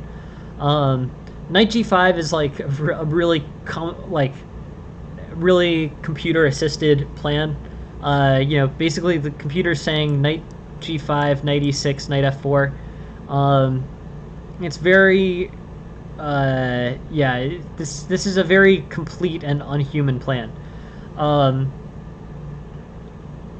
Maybe knight g5, knight e6, and then knight to d4 could be good.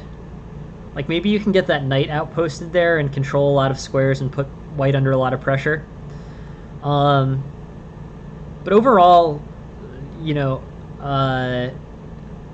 this is a tough position. Rook c8 makes sense, as does knight g5, knight e6 as plans.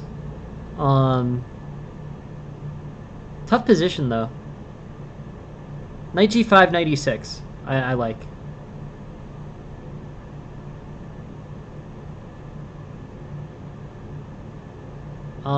Cool.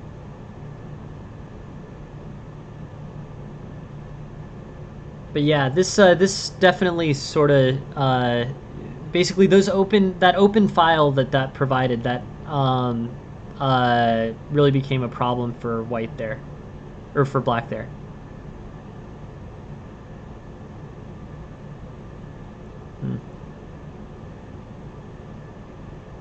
Maybe knight f5, knight to c4 here.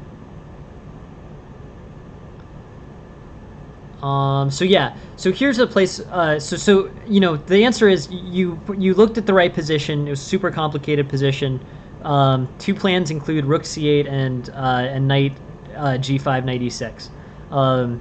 But difficult and worthy of more time than I can safely give it.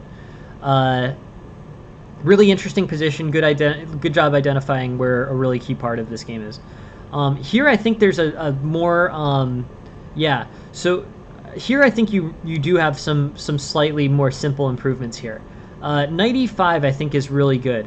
So rook e3, and the move is knight to e5. You want to get your pieces, you want to get your knights posted in the center. Like, you know,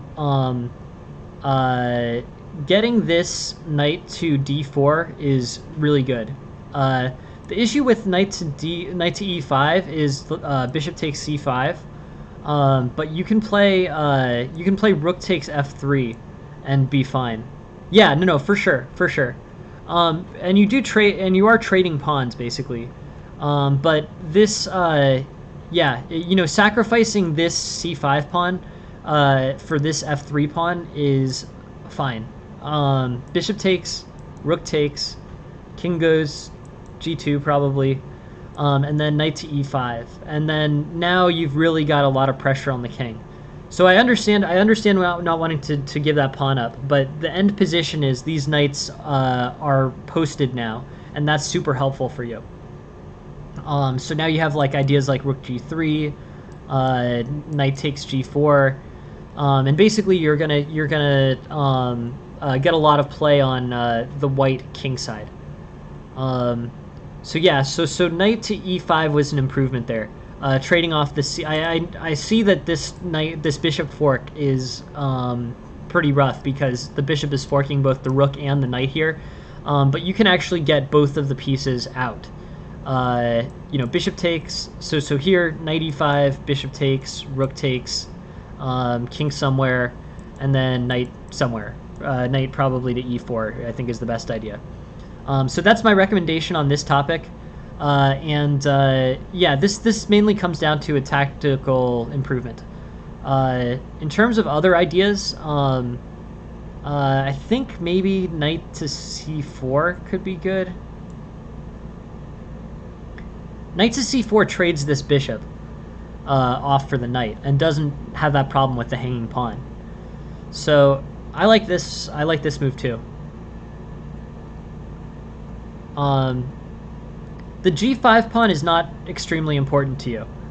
This pawn is not really under attack, and giving your basically trading off your doubled pawns so your opponent can have doubled pawns is probably good for black here.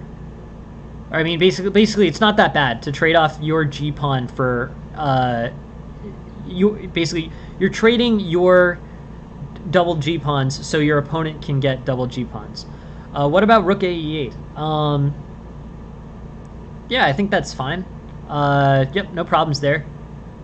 I think, yeah, rook a e8 makes sense. You can play, you're threatening rook to e2. Bishop a4 causes some problems, though. But you're still fine. Rook e2, king g1.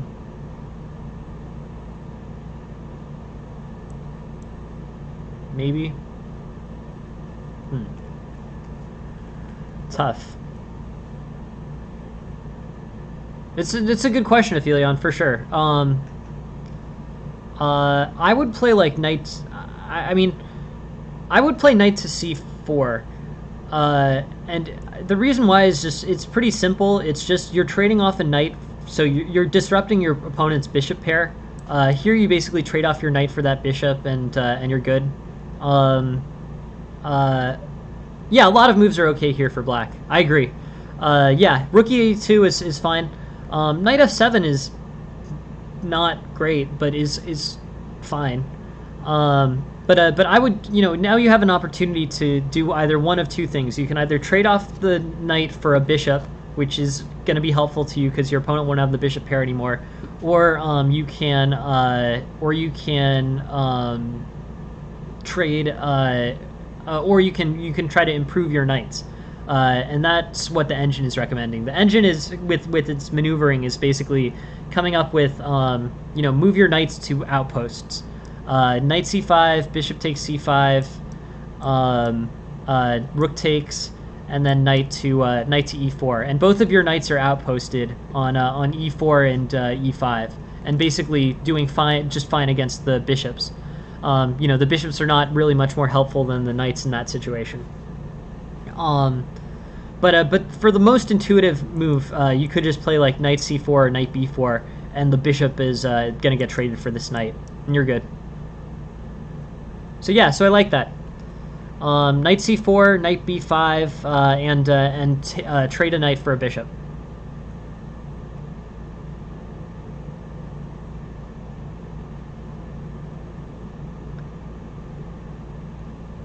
Yeah, I mean, it's simplifying. But I think that's what I would do. Gotcha.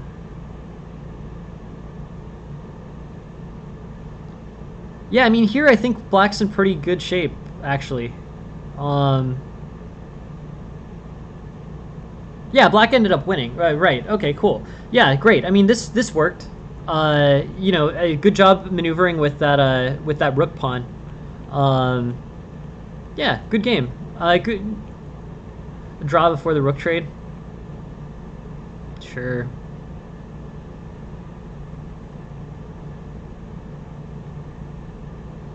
Yeah. I mean, maybe. Yeah, probably. But I actually really like the way that you played this endgame. Yeah, this makes sense. Maybe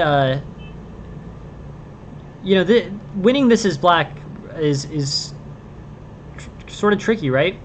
Because I mean, I guess this f3 pawn is pinned, or it's basically difficult to defend. The bishop will have to come here, and then it'll be a liability because your knight is already attacking it.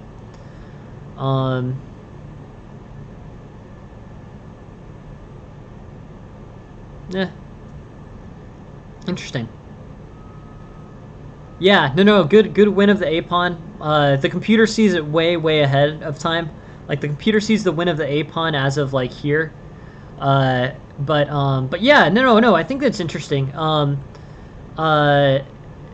Let's see, just in terms of improving this game, because I want to make sure that I do yeah, good job with this. I want to be able to summarize this pretty clearly. I thought that black basically gets this free pawn, which is really helpful. And then here there's kind of a difficult, it's kind of difficult to know how black should proceed. The ideas that we came up with were rook c8, which straightforwardly improves the rook, or the more complicated plan, knight g5, knight e6, and then either knight f4 or knight d4, which improves the knight. This bishop is kind of stuck over here, and it could become a target for you to trade a knight for.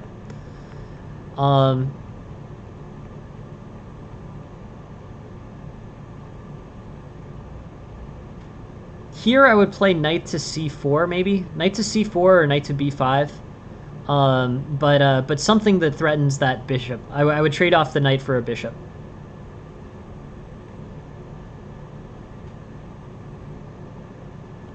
And yeah, and then once this happens, Well, and then after knight f7, I think you've lost some opportunity to trade for the bishop.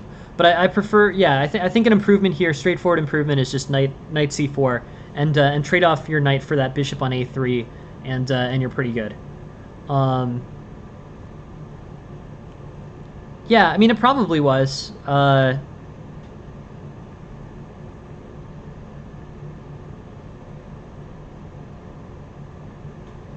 Yep, good work. Cool. Cool, cool. Yeah, thank you very much for sending that, Stop Clock. It's really a good game, and yeah, I hope that's helpful. The pieces where I think the biggest improvements were here coming up with. I thought b6, c5 made sense as a plan. F5 exposed black to too many attacks and wasn't really necessary to defend this e4 knight. And then in the later game, this knight to c4, knight to b5 move is pretty good for black. I think that's good. I think that's a good way to play. And the engine is suggesting knight to e5. That's pretty ambitious, but you can just go with the straightforward trade off the knight for the bishop pair. I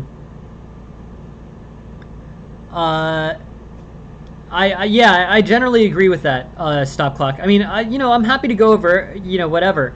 But, the thing about the calculation tactical ones is I don't really feel like I can add as much value in terms of teaching. Like, I'll end up basically reading the engine output of, like, what's better. So, yeah, this is a really good general idea. This was a really good game to send. We had that position where it was really tough to come up with a plan, and I think we came up with two pretty good general ideas and ways to approach it. Basically, the thing about that position where you were looking for a plan is you did definitely have one objective way to improve the position. Like, you could very objectively improve the rook. So the rook to c8 made a lot of sense. And then, knight to basically here. I think this is just, this is sort of an endgame priorities thing. Like, basically, trading off the knight here for a bishop is a good thing to do if your opponent has a bishop pair versus a knight pair for you. That makes sense. But yeah, overall, very interesting. Thank you very much for sending the game, Stop Clock, and I hope this is helpful. Thank you very much for sending it. Please keep sending games. I'm super happy to look at anything, really, including the tactical ones. But I don't feel like I can add as much original value there. So yeah, thanks Stop Clock. Thank you very much for coming in. I hope that's helpful. Awesome. Okay. So next game. What was the one? There was another one. I thought that we got two new ones. I think I got them all. If anyone, Race to the Prizes game, I think, is next. Cool.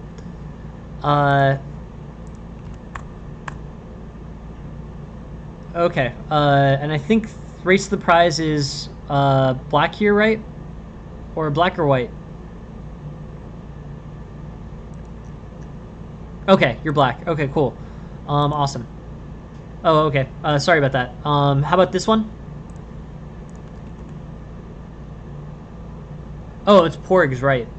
Yeah, sorry about that, guys. Just because I took those ones. Would you be cool sending yours in again, Race for the Prize? Unless this is it. Is this it?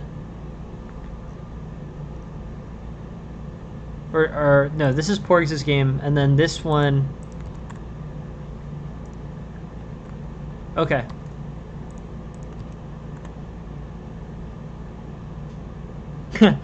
Yes, we could very quickly go over the Felion variation too, for sure. I have a feeling we're going to be seeing the Felion variation a lot. This is your one. Okay, cool. Thanks, Race. Yeah, Porgs. We'll get well, wait. I just want to make sure. No. We can go through it. I want to go. I think Porg sent. Is it all right if we go over Porgs' first? I think Porg sends his in first. So I want to make sure that I want to try to go in order, honestly. And we've only got two left, so Yeah. So here, Porgs is playing black, and um, okay, d5. So this is interesting. Bishop c4, f5. I don't know this one super well either. A very interesting gambit. Looks super aggressive. Okay, you're white. All right. So your opponent plays this. Your opponent plays this aggressive gambit. I don't know it super well. It's probably somewhat similar to the Latvian. But yeah. I think you can just beat this, can't you? I feel like, doesn't bishop takes g8? Is there like a serious... Unless I'm like totally wrong about this. I thought you could play like queen h5 here. No, okay, I guess not. So queen h5 is the trap that that black is setting here. You know, basically black is hoping for bishop takes g8, queen h5, and then queen takes h7 and a worse position. So here, rook takes, queen h5, g6, queen takes, and this after rook g7 is actually better for black. It's a tricky game, tricky thing to do, and tough. Yeah, tough play. Pawn takes is good. Knight f3 is also good. Cool. Here, queen h5 looks really good. So I would say, so the first thing is, you know, one of the things about these games, Porgs, is if you get your tactics good enough and get to a high enough rating level, you see these openings a lot less frequently. So you don't, you know, for me, it's actually great practice because I haven't seen these types of openings in a very long time. And it's great, but it's great. So like, you know, I don't know if anyone's, and I sometimes play the bishop's opening. I've not seen this game in a long time. So pawn takes, and then what you can't do here is the immediate bishop takes, queen h5, g6, queen takes, rook takes. This is actually better for black. Worth knowing, not something that I would know off the top of my head. Okay, so here, pawn takes f5, d5. And now you're going to have a lot of threats with queen h5. So I would, here's your opportunity. If you basically see this formation where the knight is not developed, and you can move your queen out and there's a pawn on f5, this is almost always going to be good for you as white. So I'll show you what happens. It's actually kind of cool. So if g6 here, pawn takes g6, and then best move is bishop g7, but if knight f6 here, what you play is g7, knight takes, pawn takes h8, and queen, and basically white is definitely much better here. Engine is talking about bishop b5, but all right, whatever. Queen takes h8, and you get a new queen, and then you have a big material lead because you got the rook and all the pawns. So pawn takes, d5, and the move is queen to h5. You have to be careful with these types of moves, but if you have a pawn on f5 and the knight is not able to take your queen, you're in good shape. This discovery, so the answer here is not queen takes e5, although that's also fine for white. It's actually this g7 move, which gets you a new queen, sacrifices the queen and gets the rook. So pawn takes, d5, queen h5 here. Your ideas are either king e7, or basically black has a number of ideas here. King e7, king d7, or g6. King e7 is the best.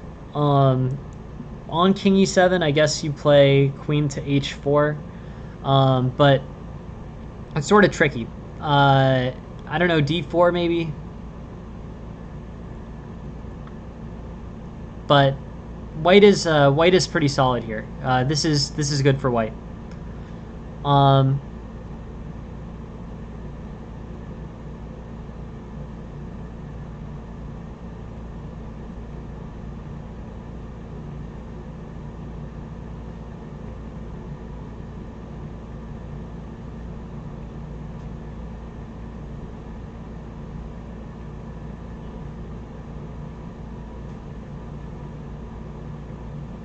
Yeah, interesting. Cool. Yeah, so very interesting game, Porgs. I want to make sure that I give it. I really want to take a look at this. Um, d5 runs into bishop b3, and here, but here basically queen to h5 is an improvement. You know, it's sort of hard to calculate through all of it, but g6, pawn takes g6, and g7, and then white's good, I think. I like this.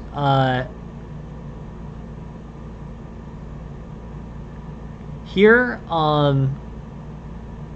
okay, this is sort of interesting. You've given back the e-pawn, so I guess black is probably a little bit better. Black has a good center control. This knight is valuable, and overall, black is looking good.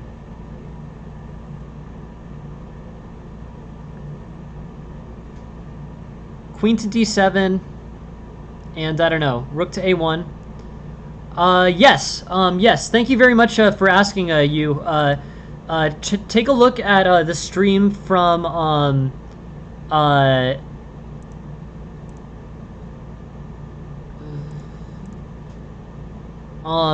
take a look at this morning's stream. This morning's stream is the one with the Vienna Gambit. It was this morning, so you should be able to find it on the Twitch channel. It's like the last one before this. But I went over the Vienna Gambit, basically e4, e5, and then knight c3 against both knight c6 and knight f6. Why is knight c3 bad?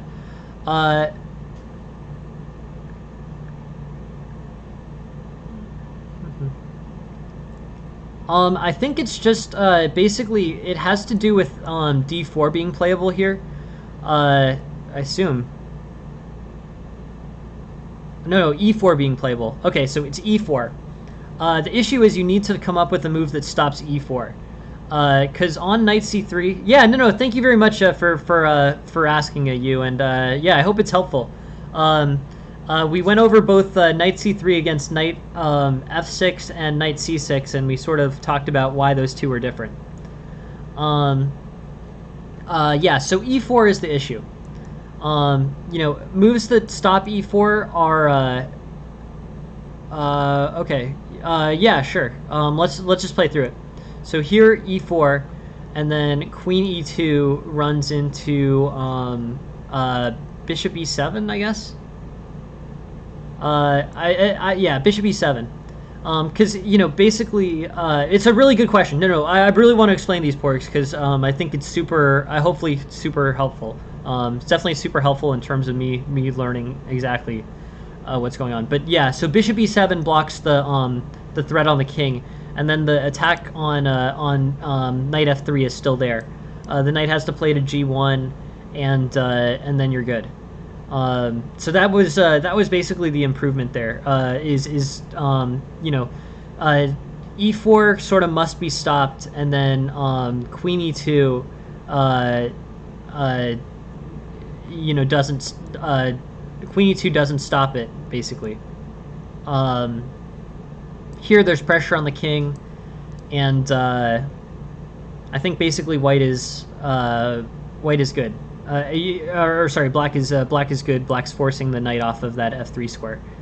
But yeah, here I think the real big improvement is queen to h5, and I showed how it works. Queen to h5, king here or king d7 are fine, but you can do stuff like play to bishop e2 or play like bishop to g4 or something like that. G6 instead, pawn takes, knight f6, g7, knight takes, pawn takes, and basically white is in a good place here. Okay. So, what are the improvements? Knight c3 allows e4. So, something like d3 does not allow e4. Knight c3 and e4 is more tricky.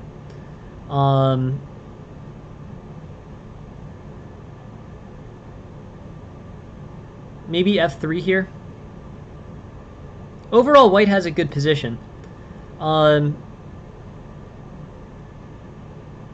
White's putting a lot of pressure on the e5 pawn. That's good. And here I think what I would do is I would take knight takes e5. So this is a situation where you have a good opportunity to set up a pin on the king.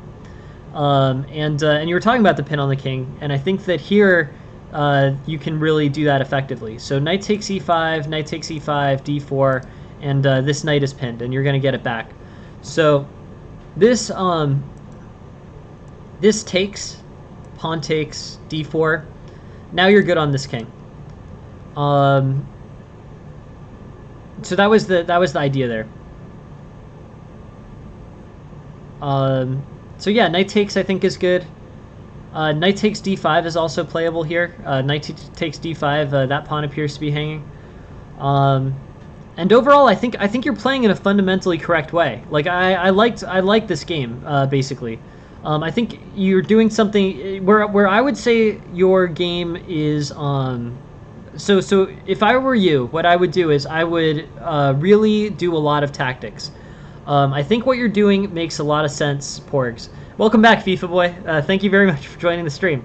Good to see you back. But yeah, Porgs, I like it, and I think basically you're playing a good you're playing a good game from a fundamental perspective. You're developing your pieces. You used your rook to move on to the semi-open file. You played d4 and pawn takes d4, and you're getting good development for your pieces. So from a fundamental perspective, I think this all makes sense and is good. What I would do in terms of improving Porgs is I would make sure that you can really, that you can really like execute well tactically. The moves that you need to sort of see, because they come up a lot. So I like what you're fundamentally doing. I think you're developing correctly, moving the rook to e1, seizing the open file. These all make sense from a positional perspective. The moves that you need to see are the ones that take you out of the fundamentals, and you need to have good pattern recognition in order to correctly execute there. On d5, with enough tactical training, you will see that queen h5 is white's best move. So there I would say your fundamentals are right, and what you need to do is you need to play, you need to have very good pattern recognition. There what I would do is I would play an hour or two of tactics trainer a day, like Puzzle Battle or Puzzle Rush on chess.com, or Chess Tempo is free, or I think Lee Chess also has a free tactics trainer. I think this will make the quickest, I think this will help you improve the most quickly. The fundamentals are right, and actually, and it's interesting in this game because I think that that what you're doing really does make sense. You're developing your pieces good, you're developing your rook good, and seizing, getting good mobility for your rook. I think this all actually really makes sense and is correct opening play. But what you need is the thing that takes you out of the takes you out of the defined main lines, or doing something that deviates from the fundamentals. And I think you're going to be most confident doing that when you have good tactical training behind you. So apart from the fact that overall I think it's really going to help. It helps everybody under 2000 really to spend a lot of time on tactics training.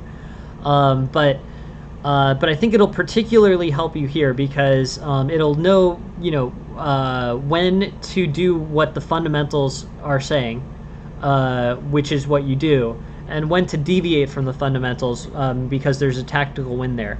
It makes sense. What you're doing makes sense, and it's good from a fundamental perspective. But Queen H5 is not a fundamental move; it's a tactical move. And it would win, and it would put you close to winning this game.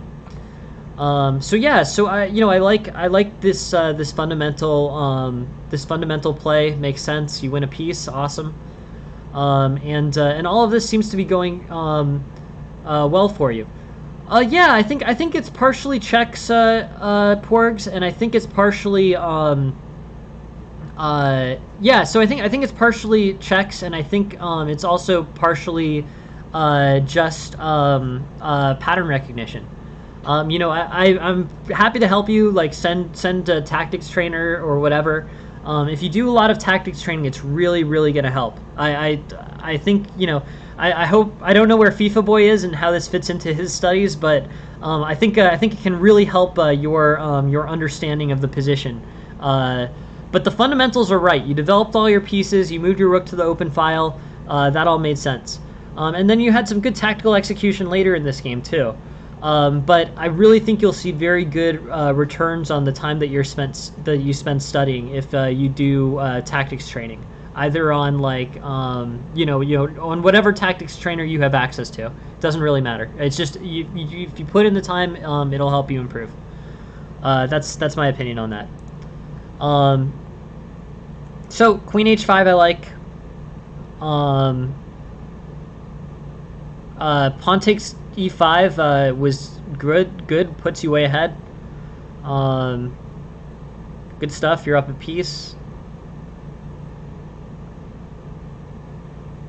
And then here, you hang the queen. So this is an error, and we all make errors. We all make lots of errors. I wouldn't. Honestly, I make more errors in a day than most people. I make many errors.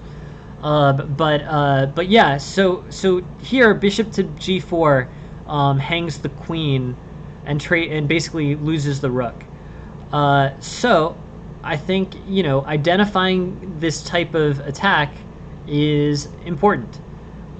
This game is going very well for you, but then you move the bishop and hang the queen. That is okay. We all make errors like that for sure. But I think that tactics training will really help you make fewer of those. Tactics training like Puzzle Battle, Puzzle Rush, I think are particularly good for this. Like the first five, if you do a puzzle battle, the first 5 puzzles, like in the Puzzle Battle program, are going to be things that are pretty similar to this. They may be played from the other side, like it may be that you're playing black and then your opponent does this, but you'll get very good recognition of when pieces are hanging versus not hanging. It'll make you careful, and you'll see all the one-move tactics much quicker and more cleanly. In terms of playing this game, like it's, I think you understand the development and you understand the fundamental concepts. Black's knight and bishop were more powerful than your rook.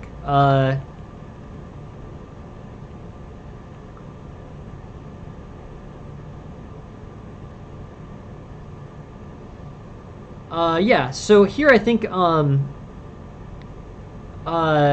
interesting. Yeah, well, I like this tactic. I like the idea of bishop to G5. In terms of, yeah, you're in an interesting situation. There's complicated tactics here. So you lose the rook, but you do have this tactic. But here, basically, the issue is if he plays bishop takes e2, you play rook takes e2, and you don't get enough from that thing. I like the tactic where he plays a6, and then you play bishop takes f6, pawn takes f6, rook takes h5. This here by itself. So if the game started right here, or if this was a puzzle on Puzzle Battle, you actually have a very good tactic here. It's bishop takes f6. With bishop takes f6, you basically remove the defense of this bishop on h5, and are good. So pawn takes, rook takes. You're in good shape. So yeah.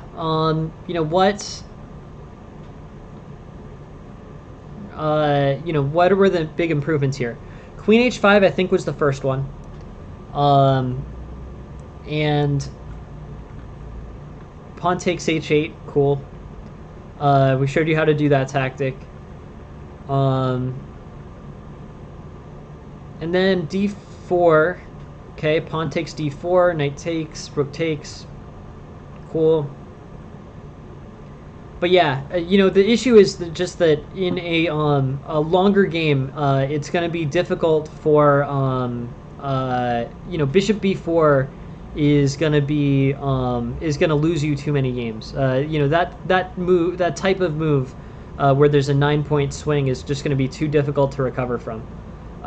Queen F1 probably is the right way to do this, but I think you just can't in general allow tactics like that. So tactics training, I think, is where you know, where you will gain points. So I don't know you know what tactics trainer you use specifically, but Puzzle Battle, Puzzle Rush, I think is the best play for you, Porgs, and I think that will leave you in a pretty good position. So you know, I would just put in as much time as you can. I hope it's fun. Tactics, I think tactics training is really fun, but it's up to you to do it. And basically, in order to improve at the level that you're at, I think tactics training is by far the most efficient way to do it. So thank you very much for sending in the game. Let's go on to the next one. Next game is yeah, for sure. Yeah, so I think Puzzle Rush is probably a yeah, Puzzle Rush is good. I mean, you know, I don't know a good policy for it. I mean, it's basically it's tough when you only have one per day. I feel a little lucky. I have the free premium, so I can do as many per day as I can do as many per day. But what I would say is probably play yeah, Puzzle Rush is a good one, but something like that. Here, I have chesstempo.com. I know that that's free. If you do a bunch of the ones from here, yeah, Chess Tempo is good. That's what I would suggest, Porgs. I think that'll probably help you. But you want to do like, and you know, you want to do as much of those as you can. I think if you do those and you do those, you know, consistently, it'll really help. So, on to the next one. This is a game that Race to the Prize sent in as black. All right, Bishop C4, Knight F6, and Aphelion I think would play. I think Aphelion would play Knight G5 here, and responded to with Bishop to C5. Okay. Yeah. But this two knights response to the Italian game. Okay, sort of an Evans Gambit looking thing. Probably bishop takes is safest, and here I think you're pretty much. I think basically, you know, here you're fine. On rook e1 you play d5, I think. No, sorry, you can't play rook e1. So yeah, so you're never really in any danger here. Black just gets way ahead. Bishop takes b4 is good. Knight takes e4 is good because bishop takes e1.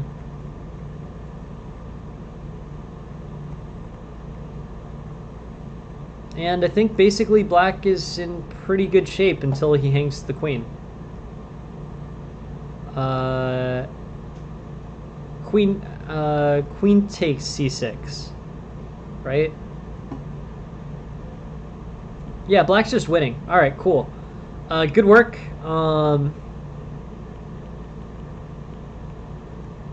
E4, bishop c4, bishop takes b4. Yeah, if you get to, I know you like that opening, Aphelion, so. But yeah, so knight takes d4 is probably the best play here. Rook e1, bishop takes, queen takes. And here I think basically, you know, black is good. Maybe castles, f6. I don't know, bishop d7. Nothing's really immediately attacking the knight on e4. So maybe bishop g4, knight d2, f5. On pawn takes, I think you can play queen to g5 here. And king f1 or king h1, then queen takes d2. But yeah, overall pretty good for black. I don't know. Missed win, computer missed win on move 13. Well, you're already winning, so I think you're in pretty good shape on here. D5, bishop G4.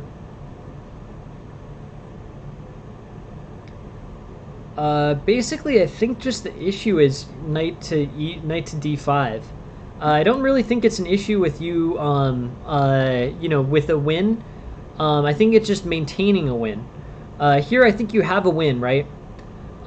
This is, you know, this is a good position for black. I think you play queen f6, you play like bishop to g4 maybe, but black is fine. You know, the issue is that that bishop to g4. So it's not that you missed a win; it's that you have a win, and then your opponent has a strong tactic. So here, queen f6 maybe, bishop e6, and then knight e5, I guess.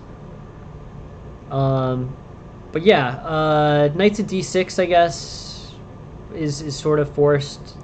Knight takes, bishop takes, knight takes, pawn takes, bishop takes a8, queen takes a8, and black I think is better here. No issues. So yeah, so it's not that you missed a win. It's that you have a win here, and bishop to g4 generates complicated tactics. If you play something conservative here, like bishop e6 or yeah, probably bishop e6, and then maybe knight d6 and castles, something that gets you out of trouble here. Queen d7, I don't know, whatever. Black's going to be in good shape. F6 is an idea, f5 is an idea, king f7 maybe, but f6, king f7 seems to work fine. Bishop e6 also seems to work fine. You need something that's less aggressive. A6 maybe, b6, pawn takes c6. They'll probably try to put some pressure on the e4 square, but overall here I think black's probably pretty good. This should be fine. Even if you have to lose the pawn, it's fine. Pawn here, pawn here, pawn here. Queen takes, queen d5. Overall here, black is just better. No issues, no problems, and nothing big. So where would I suggest that you improve here? I think bishop takes b4. I think everything's going well for you here. I don't see any errors for black. Really, the first... And d5 looks fine to me, too. d5, I guess maybe this creates some issues with this pin. Right, yeah, exactly. No, that's correct, Aphelion. That's right. Here, I think... yeah, no, completely right, Aphelion. So here I would play queen e7 probably. You know, reducing the problems that come with this pin is a good idea for black. So queen e7 and then knight f6 next move solves a lot of problems for black. If bishop b5, bishop d7, I think pretty much black is fine. Bishop d7, knight f6, no real issues. So black's in great position here. Queen e7, d5 makes sense to me, but it has two problems. First, it doesn't stop this pin. This pin is gonna, you know, basically this pin is something that often happens in the Panov, where there's an issue with pins on e4 and you know, f3 with queen e1 getting held. Right. And the other issue here is this bishop controls that diagonal.